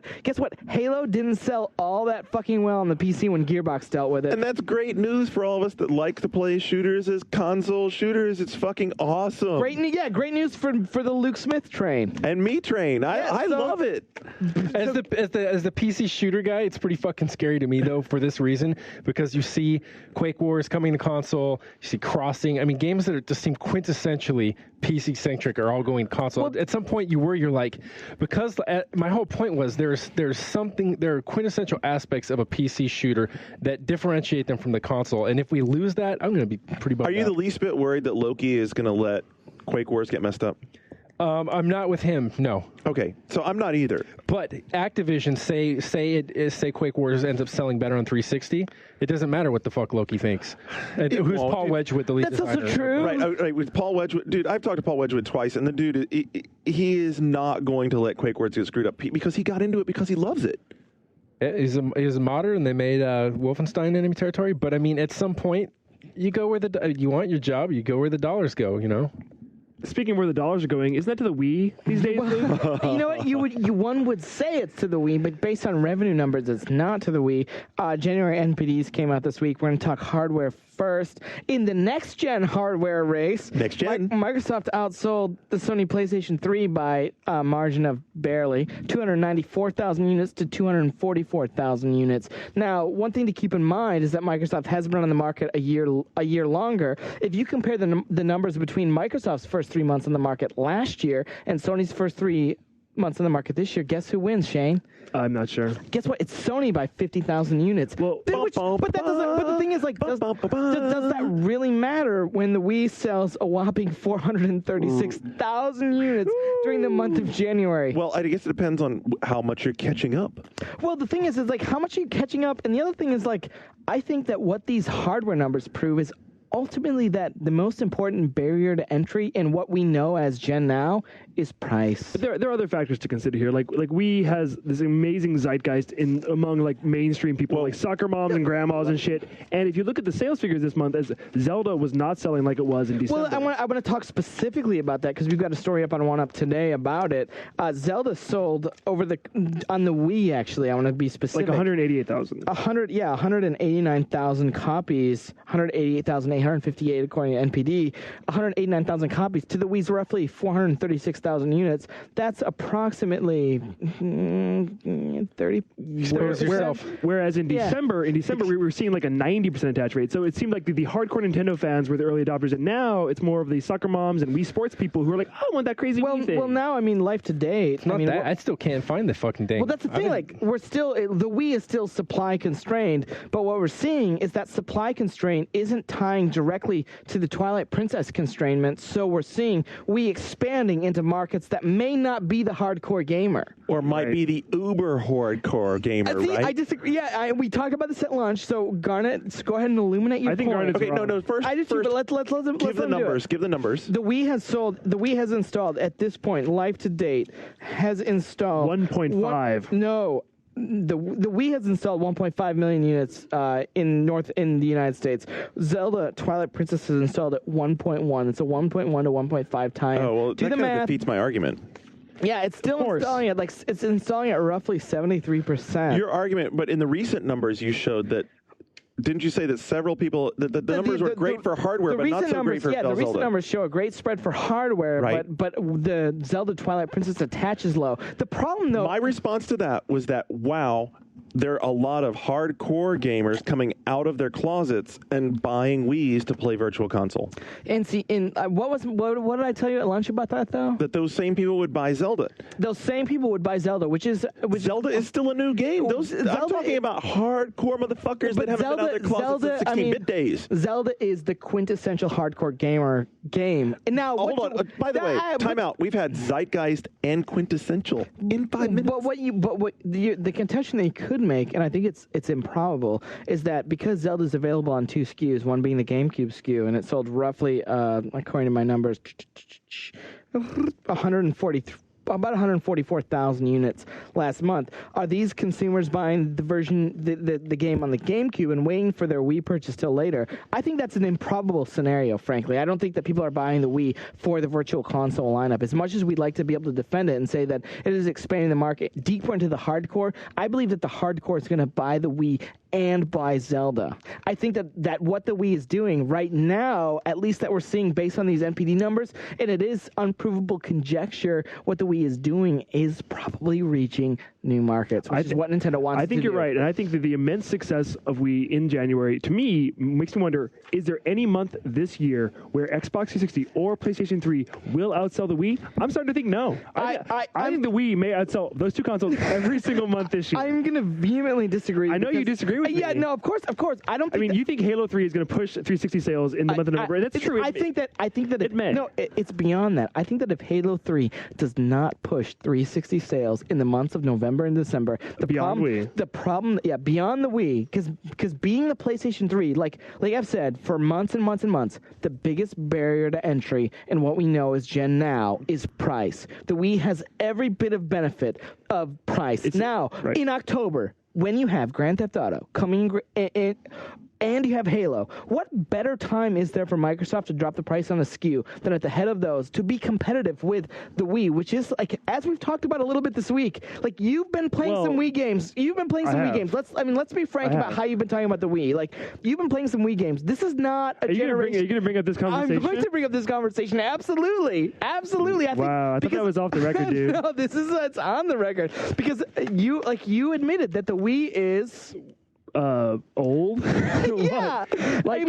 Yeah, So I've been playing. I've now played through 3 Wii games, and entirely real games. And switching between my Wii and my PS3 and my 360, it's like leaping in the future 5 years. It really is. I mean, the technology is so different, but at the same time, Wii's so cheap, so fun. Everyone wants to buy it. I think everyone's going to keep buying it this year. Everyone's going to keep buying it. No, well, but the thing is, Garnet, the reason, like I said, they're going to keep buying it. I don't think that 436,000 units a month is realistic for Nintendo to keep up. I think that right now they're benefiting from the supply constraint. I do think that they're going to have better numbers than Xbox 360 had all last year, and those numbers will be better than PS3 pushes this year, but that reason is not going to be because of software, although the software wasteland for both PS3 and the Nintendo Wii is going to be similar up until the holiday season. If we continue to sell like this, it's going to catch Xbox 360 pretty quickly. I think you guys put Sean to sleep already. It's like if you guys could text in your vote as to what what console you think is going to win the hardware It's wars. like American You probably Idol. do it right now. It's like American Idol. All I hear is I'm like 5 seconds away from. Yeah. Reggie said it was going to be a revolution, and by God, it's a freaking revolution. What do you say about that? What do you got? A few other NBD concerns. Okay, PS3, it did sell fewer than 360. Barely. However, there were no major releases during the month of January. Only Sonic the Hedgehog, which sucked, whereas 360 had Lost Planet, which is a great game, which was a huge seller. And so, sold, yeah. Wait.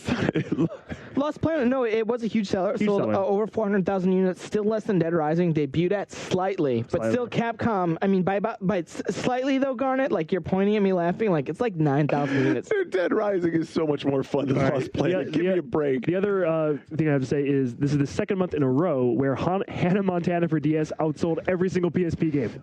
Yeah, I mean,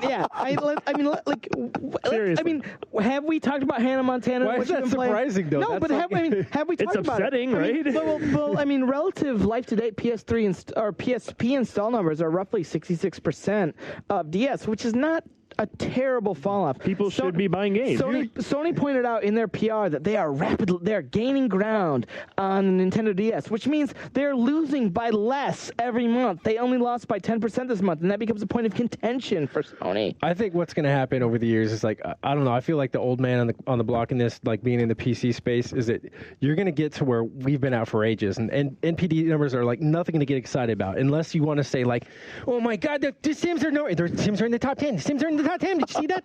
Or World of Warcraft's one of the top 5. I mean, it's like there are certain things you expect. Or the CSI games, Agatha Christie. You know. We know that the games that sell in the greatest numbers are going to your sister, your mother, and all these things. And it's like you get excited when, I don't know, the game you're rooting for is like in the top 20 or something. I don't know. But Sean, it's a real concern that PSP games do not sell, and the fact that the Vice City story did not sell, that's a huge concern. I can't tell you when I bought a PSP game. I mean, I think that it's a concern that PSP games don't sell, and you know what? Arguably, maybe PS3 games don't sell. Well, I got to tell you, the most exciting thing I have about my PSP, I'm sorry I cut off your transition. I saw you want to transition there, but the most exciting thing about PSP lately is watching Ryan play PS1 games on his hacked PSP firmware. Yeah, call the FCC. Well, I mean, what I was talking about was PSP and PS3 software sales, and like Madden, which is a pretty popular franchise. I've heard of that game. In the month of January, sold roughly 69,000 copies on the PSP. The PS3, which is new hardware, it sold 75,000 units. It's a disparity of only 6,000 units for a major franchise, one that you would expect to perform a little bit better on new hardware. To speak also to what's been selling on that new hardware, the top 10 currently on the PlayStation 3 life-to-date list: Resistance, Madden NFL 2007, Call of Duty, Need for Speed Carbon, Fight Night Round 3, Marvel Ultimate Alliance, NBA 07, Tony Hawk Project 8, Tiger Woods PGA Tour 07, NBA 2K7, Ridge Racer 7, Full Auto 2 Battle Lines, and Blazing Angels, Squadrons of World War II. Now, just to give you some basis for reality, the number scope that we're looking at there is between 55,000 copies and roughly 430,000 copies. Here's the bad news for Sony out of that recitation you just gave. How many of those are exclusive? Would you like to look at that same list 2.5 months out on the 360 or the PS2 or the anything? I concur with you on that. However, the ace in the hole for Sony was that our hardware is better, our games will be better. We're going to give you a more powerful platform. They've also got a really long-term plan. They do have a long-term plan. They do have a long-term plan, and they're being aided by their long-term plan with the success of stuff like the PS2 version of Guitar Hero, which sold 224,000 units, despite, what is it, $90? $80 at retail, and a huge box on retail shelves, which retailers would get sickened by, and people are still buying that SKU of the game. The PS2 version of Madden, still among the top 10 in software at 156,000 copies. Like we talked about earlier, Lost Planet, combined SKU 409,000, regular edition 329,000 copies. I mean, there is a lot of stuff to gravitate toward in terms of software. We hinted at it earlier, and one thing that I want to touch on, one of this show's favorite games is Viva Pinata, and one of you and John's favorite games. Dude, you played it too, don't deny. I played it. You're correct. So this number, you're going to say it's bad, but it's not as bad as it could have been. It's bad, but it's not as bad as it could have been, and it shows signs of potential legs. If there's a significant price drop and a re-upping of the marketing program, it sold 166,000 units life to date. It limped in roughly at 35,000 units, which is, again, just for context, about half as many copies as moved on Madden on 360 and that game that we talked about earlier, Hannah Montana on the DS. So What the fuck is Hannah Montana? It's a hot Disney Channel property. interestingly enough, like How do you know Nintendogs, that, Shane? two SKUs, She's actually Billy Ray Cyrus's daughter, and he's a proud Kentuckian like myself. two SKUs of TMI. Two SKUs of Nintendogs sold 137,000 units. Go combined last Chihuahuas. gen, or last month. I mean, well, you're not. I mean, Grand Theft Auto San Andreas on PS2, 68,000 units. Just for a frame of reference, Xbox owners gobbled up Halo 2 in January to the tune of roughly 70,000 units. And how many Viva Pinatas did they buy in that same time Viva period? Pinata during the same time generated roughly half of that, 35,000 units. My. It's Wii Life to Date numbers if you're really into that. Number two, I mean, number one we all know is Legend of By the Zelda.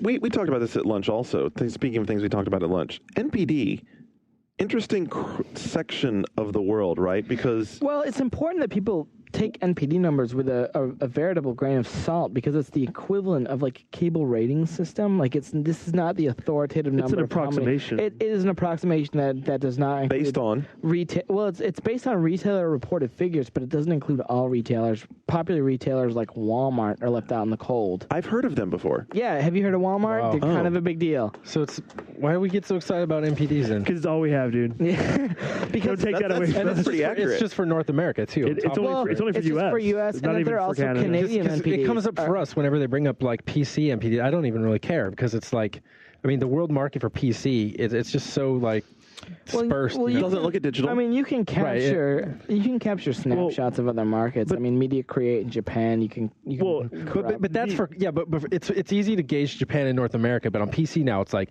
I mean, European Union outside of it, like former Soviet countries, where surprisingly we hear from people that do sell in those regions that like there's actually a good deal of legitimate sales, even though the piracy is rampant and stuff. Anyway, to move on to the Wii life-to-date software numbers. Number one, I think we all expected, Legend of Zelda Twilight Princess, sort of the killer app for the Zelda playing machine at 1.12 million copies. Thank God that Rayman Raving Rabbids has exceeded Red Steel. I know. I was really surprised by that. By 5,000 units, Yeah. 265 to 260, essentially. And Super Monkey Ball, Banana Blitz, and Madden are waiting in the wings, along with WarioWare Smooth Moves, which debuted in January with 201,000 units. It's another one of those Nintendo IPs. A surprising comparison: Call of Duty 3 has sold more copies on Wii than on PS3. That surprised me. Yeah. Have you played it? Well, Right. the number to be, and I don't have it, I can't do the math up in front of me, would be to tie the Call of Duty 3 on Wii install percentage to the Call of Duty 3 install percentage on PS3. That would be Call of Duty an 3 was interesting so good that the comparison. PC version was awesome, wasn't it? it's that good. Yeah, I'm thinking too, you'd have to split the sales for 360 and PS3 Call of Duty together, because it's like if I was going to play that game, I would play either or. It didn't Right. matter, whatever. But like it's a whole other category of. Dude, I threw you the of- softball. You're welcome to totally diss them for no. Well, no, whatever. Like I don't even really care because I played it, and it's like the multiplayer is what United Offensive was, which was great. And I was actually mad when Infinity Ward dropped all the stuff that Grey Matter had brought in for Right. United Offensive. Right. So they brought that to the console. That was cool. But the single player was like, it just hit the point where, okay, I could deal with it, and it was cool in 2, and in 2, and it is just being like the utter total linearity of the whole thing, and they they spread out and fanned out a bit in the later levels in 2, but it was just too much by the time 3 came out. Have you seen the Vietnam or modern era game from Infinity Ward? If the stuff Which on one is YouTube it? I'm seeing, Which one is it? which one of the YouTube videos? Well, which one is real? What's Infinity Ward doing? Is it Contemporary. Vietnam or is it modern? Not Vietnam, as far as I know, it's something contemporary. One thing to sort of continue to go back to the sales Right, stuff. right. The actual installed numbers of games that have sold over 100,000 units on PS3 is 1, 2, 3, 4, 5, 6 titles. On the Nintendo Wii, which has been, I've made the joke of calling it a Zelda playing machine, that number is 1, 2, 3, 4, 5, 6, 7, 8, 9, 10, 11, 12 titles on the Nintendo It has Wii. an install base more than twice of Life to date, right? But third-party software. Thanks for making our argument. Third-party software on the Nintendo Wii is actually sort of succeeding more than it has previously. If you've seen graphs, I mean, the graphing is indicative of more success for the third party. But at the same time, the Wii still continues to suffer from a series of ports. To talk about something beyond NPD sales figures, I think Circuit City is jumping in to take an Xbox 360 marketing phrase. They're jumping into the used game biz. Garnet, you came over to my desk this week to talk to me about this a little bit. Man, you have no idea how big a touchy subject this is, especially with publishers, because here's the publisher's viewpoint. The publisher's viewpoint is that if you're buying used games, they're getting fucked. That's really how they see it. They're very single-minded about this. No, they're not getting fucked. Because why not? I can tell you, look, I was a district manager for EB Games for a long time. I've seen all kinds of internal numbers with sales figures and all that kind of stuff. When the game business gets bigger as a whole, everyone benefits. But the publishers don't see that. They're very entrenched in their viewpoint of per title earnings. They look at everything in terms of this is a title, it's a AAA title, it succeeds. When a title doesn't do well, it's very easy for them because it allows them to establish blame to say that title didn't do well. It doesn't mean anything about the game business, doesn't mean anything about anything else other than the fact that that title didn't do well. Publishers and platform holders despised used games. They totally hate it. In Japan, for the last 20 years, there's been a concerted effort to destroy the used game business, make it illegal. And digital distribution, the advent of that, will bring about the destruction of the used game market. It might, but here's the thing about the used game market. The used game market is only open for destruction because EB Games or GameStop or whatever the fuck they are now has screwed it up so badly with their whole, we're going to sell a used game for $5 less than new. What the fuck is wrong? How do you ever think that I'm going to sell you a used game for $5? I used to work there too. And it's the stupidest bullshit. Anyway, anybody out there who buys games knows the deal. What I want to go back to in the conversation that just took place is that, remember earlier this summer when we were talking on the show about Sony's effort to create like a DRM system that would essentially eschew the used game market and assign a number. Basically, it'd be like, you buy a game, that game's assigned to your machine.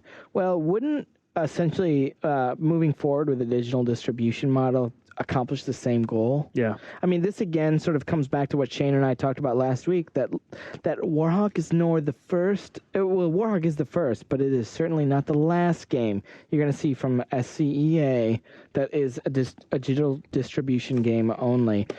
Here's the challenge for content providers. The challenge for content providers is to pull their heads out of the sand and be willing to take that risk, to be the guy who stands out there and offers your game up and lets the whole world build around it. Lets used people buy it, lets new people buy it, whatever, because the more people that are playing games, ultimately, the more energized and the more alive. I don't know what kind of fucking hippie commune you're living in, but you do not understand business. You know what? I disagree. I do understand business. My bank account disagrees with you. Okay, Garnet's whole thing is like the dealer who like gives out the free little like packet to the fools on the street. Like, come back, just remember. But not in a malicious way. In a way of, you know what? The more people who are enjoying stuff, the more people who are having a good time with it, the more people who do it. It's fun. This is just a hobby, man. You can enjoy it. You can enjoy and get it. You can buy it directly from us with no. You don't have to go to the store. But when you set a price point that locks people out, you're knocking people out of it. They never get involved in it. When you cut the retailer out of it, you can offer it at a lower price point directly. It's up to the retailer to figure out how to exist in the environment. That's their problem. I don't give a shit whether EB Games or GameStop wish that lives. retailers didn't exist in the environment anymore. They probably don't. They probably don't have a necessary place in what we have as games, because games are not movies. They're not books. We don't need a goddamn brick and mortar. They smell like rotten McDonald's too. Well, Moving on. Luke's just like, what the hell happened out of that? To the April issue of Electronic Gaming Monthly, which has a game That's his magazine. Yeah, that's Shane's magazine. It's very dear to my heart. It's a good magazine. The cover of the April issue. I read it in the pooper all the time. The cover of the April issue will unveil a game that's very dear to my heart. The next from Insomniac, and no, it's obviously not going to be the next Resistance game. Expect that in fall of next year. This is Insomniac's next Ratchet & Clank game. Its title? Ratchet & Clank Future. Tools of Destruction. Speaking on the double entendre, Insomniac offered this. The name Ratchet & Clank Future Tools of Destruction works on many levels. It signals a new era for the franchise, ties into the game's stories, includes one of our signature subtitled double entendres. Those double entendres are obviously outside the realm of the Insomniac-based quote, going commando, up your arsenal. And now there are a couple of tools. And now there's some tools, and there were some kids on a message board who didn't get it. I was like, hey, tool, penis, think of a destructive penis to come. Her.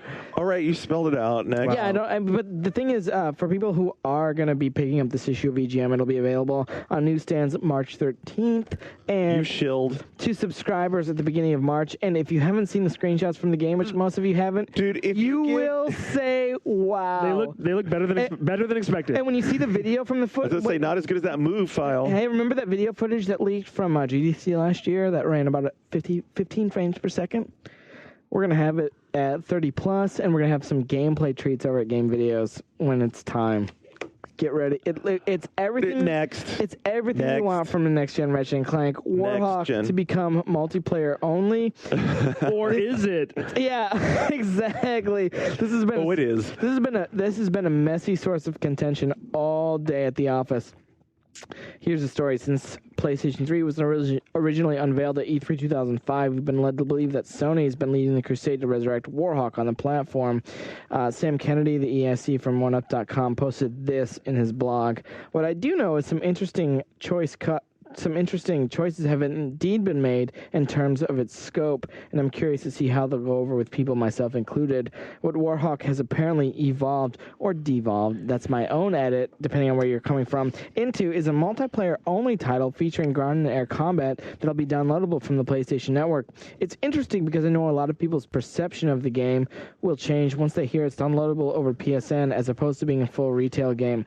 It shouldn't. I believe this could actually become a great demonstration of what Sony has in store for us for downloadable games. Before anyone else jumps in, I do think that what Sam's saying is true, and I also think that what Sony's going to do with PlayStation Network is going to be embodied in what they're doing in Warhawk. You can't handle the truth. Shane, what you got? I think it's a good idea. Well, the thing is, like, if you're making full games available over the PSN, you're moving in a direction that's completely different than the LOL, we'll just port this game to VC, or LOL, we're going to offer you achievements with this old version of Pac-Man. Sony's going to carve their own niche in the online space and give you yet another reason to purchase the PS3. Just to give you a little different perspective, Sean, how long have digital downloads of games been available for PC? Well, everyone celebrated the whole Xbox Live stuff. I mean, just getting outside of this monolithic package for a game that you have the $59.99 version of game, and then people now are ready to buy the whatever $5.99, $8.99, whatever. But what about the novella in between there? That seems cool. It seems fine for me. And if the rest of the game wasn't working, rather than like shit can the whole thing, pull out what does work. That's make the best use of that. And what we've heard was this project was a little troubled, and they decided to make it smaller. Yeah, I don't know. It seems cool. The more options we have, and the more like variety of game, sizes and categories we can choose from, seems like we all benefit from that. And again, too, I mean, does that create like this mid-category game where instead of, your multi-million-dollar development thing, or instead of your, shoestring budget and 2 programmers on Xbox Live, you have something in between? I mean, I know that's not the case for this. They pumped a whole lot of money, and in this specific situation, it's probably a matter of losing a lot of that. But going ahead, maybe someone's like, hey, we'll give you $200,000 to make a game. Do what you can with it. And This is kind of more of a Paradise Lost sort of situation, I think. In other news, in a scholastic twist, Mercenaries 2 has completed the Assassin's Creed training course. It went beyond that, dude. What we've said for ages, just like we said with Assassin's Creed, has proven true. How did this make your news segment? That's all I want to know. I think it made it just to say, like, hey, guess what? You're right. Well, okay, we knew it was coming to PS3 and 360. We didn't know it was coming to PC and PS2. Well, PS2 is it's a completely difft team working on the game. And it's a smart decision. Well, that's the thing. And if it's coming to PS2, who's to say it's not coming to the Wii? What do you mean? Obviously it is, right? Well, only if it goes to the PSP first, right? Oh. Former Oblivion designer Ken Ralston has jumped ship. He was the lead on Elder Scrolls 3 Morrowind and Elder Scrolls 4 Oblivion, the latter of which sold pretty well. I've heard that. Pretty okay. Won a lot of awards, too. It did decent on the Xbox 360. We're still waiting to see how it does on the PS3. We're getting to build this back. A year and a half later. He's jumped ship to go to Big Huge Games. Brian Reynolds. Tim Train, the president of Big Huge Games, offered this. Ken's addition marks a bold new direction for Big Huge Games. We remain committed to creating real-time strategy games, such as our past hits, Rise of Nations and Rise of Legends. At the same time, we've explored developing a role-playing game for several years. Now, Ken is a fantastic fit for us on every level and gives us the leadership we need to be confident of success in our new venture. All I'll say is this: Brian Reynolds is one of those lightning rods around which cool things happens. Rise of Legends was at the top of my list of most overlooked games for last year. Well, to continue with the Bethesda love, I guess, Bethesda says, "Hey, guess what? Elder Scrolls 5? Yeah, we'll do it." Shocker. We're interested. Whatever. We're interested in printing money with our existing IP. The next Elder Scrolls game is a long way off, says Patrick Klepek. But Bethesda did say that, yeah, we'll look at doing another one. Will there be a Madden game this year? Yeah, exactly. What I can tell you, that since Oblivion has been such a smashing success, that I'm sure we'll do it, meaning Elder Scrolls 5, but there are no immediate plans now, said Pete Hines. He's pretty cagey, and sometimes the things that Mr. Hines will say on the record are completely different than what he'll tell you off the record. I'm not going to be drawn into that conversation. Yeah, Garnet, it's a trap!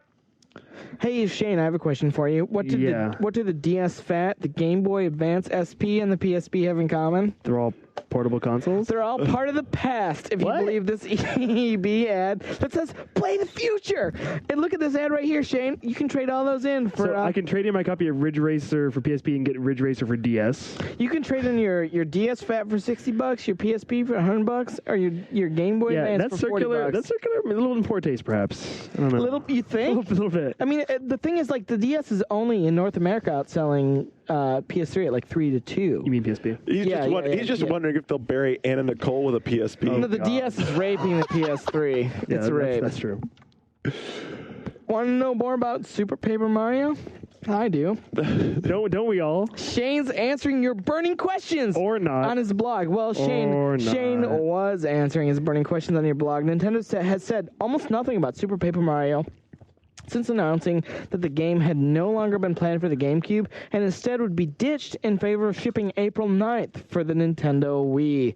Shane took it unto himself to answer some user questions about the game prior to his cease and desist. Let's turn back the clock and see just what users wanted to know about Super Paper Mario.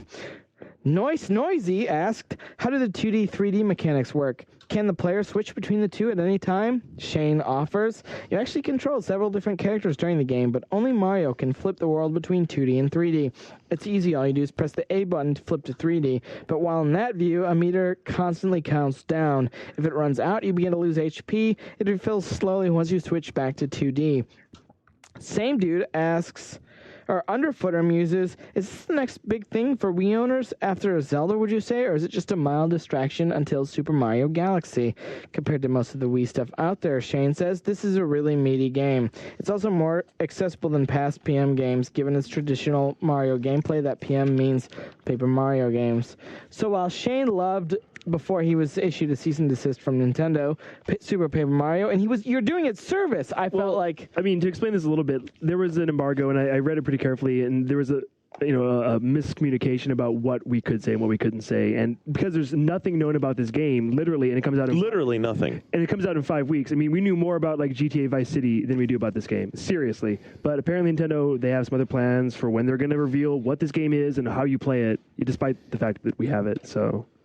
stay tuned, and maybe you'll figure out what this game is all about. Coming up on Game Life. The cease and desist seems indicative to me of an information-based exclusive that may go to a competitor site. Like, say, maybe IGN landed the Paper Mario exclusive. I mean, that's what happens when your IGN Cube or Wii editor is dating someone from Nintendo.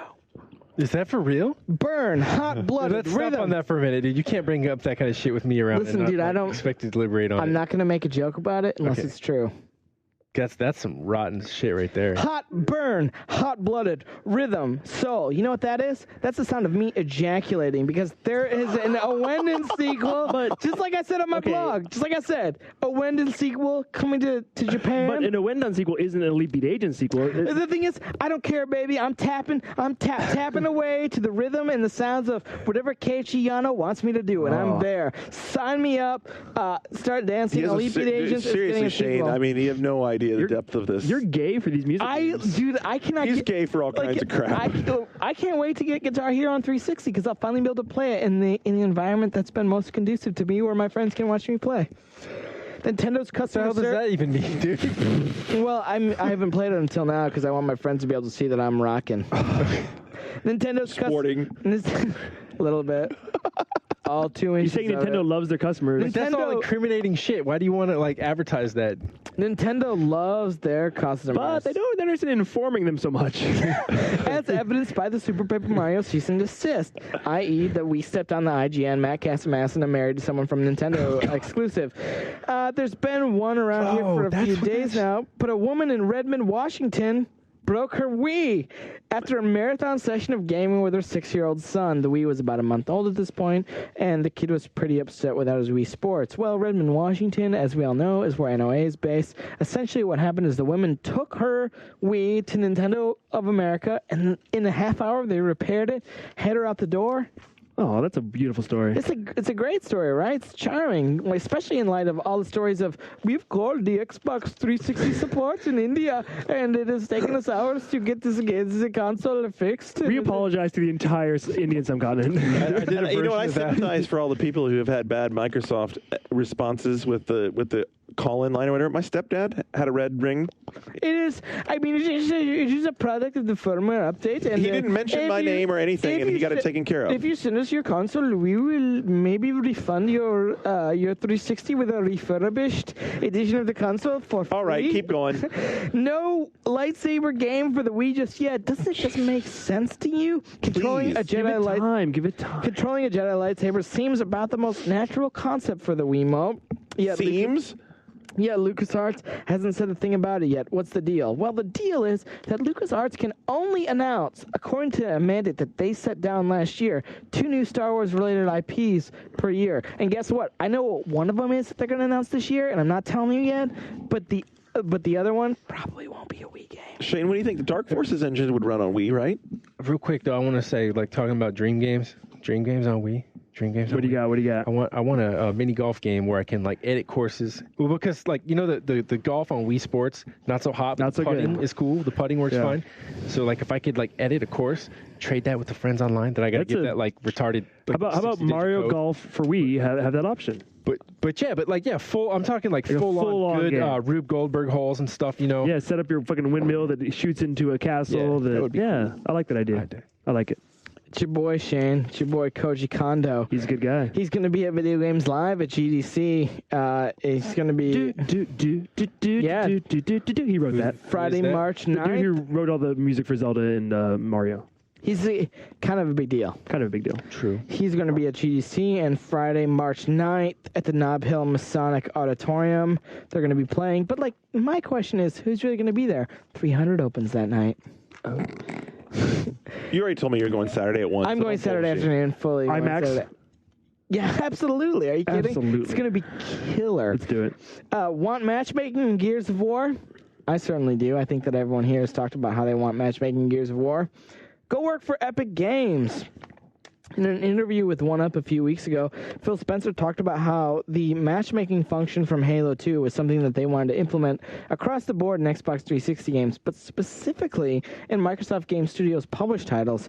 Epic Games Vice President Mark Rain responded on the Gears of War official forums with this. It isn't realistic to suggest that we could integrate thousands of lines of 3-year-old Halo 2 source code into Gears of War and have working Halo 2 style lobby functionality in any reasonable period of time.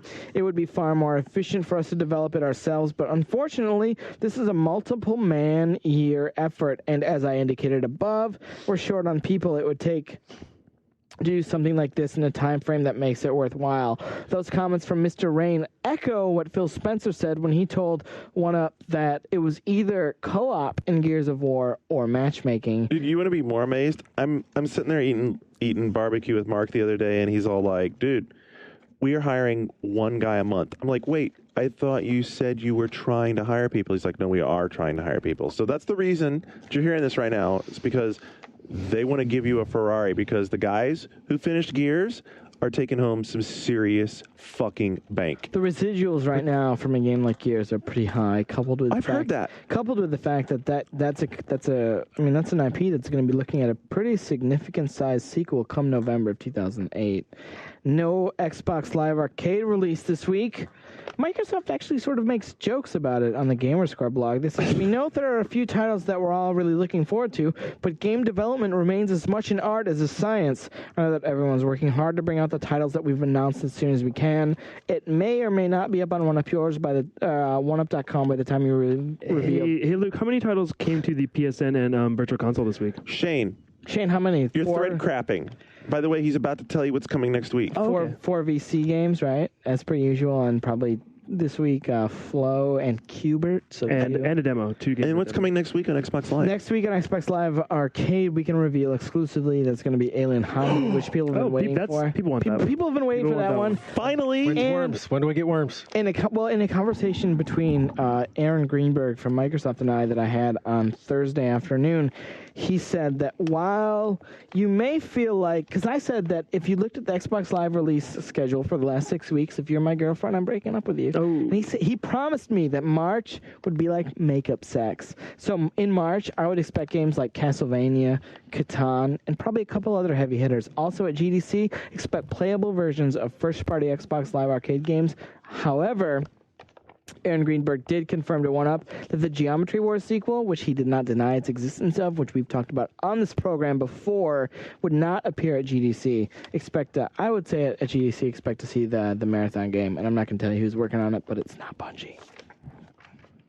Forza Motorsport 2 to have auctions and tournaments, turning that whole car culture thing into like car eBay, which is what, when you're not the real driving simulator, which Forza isn't, you need to find another way to cultivate car culture.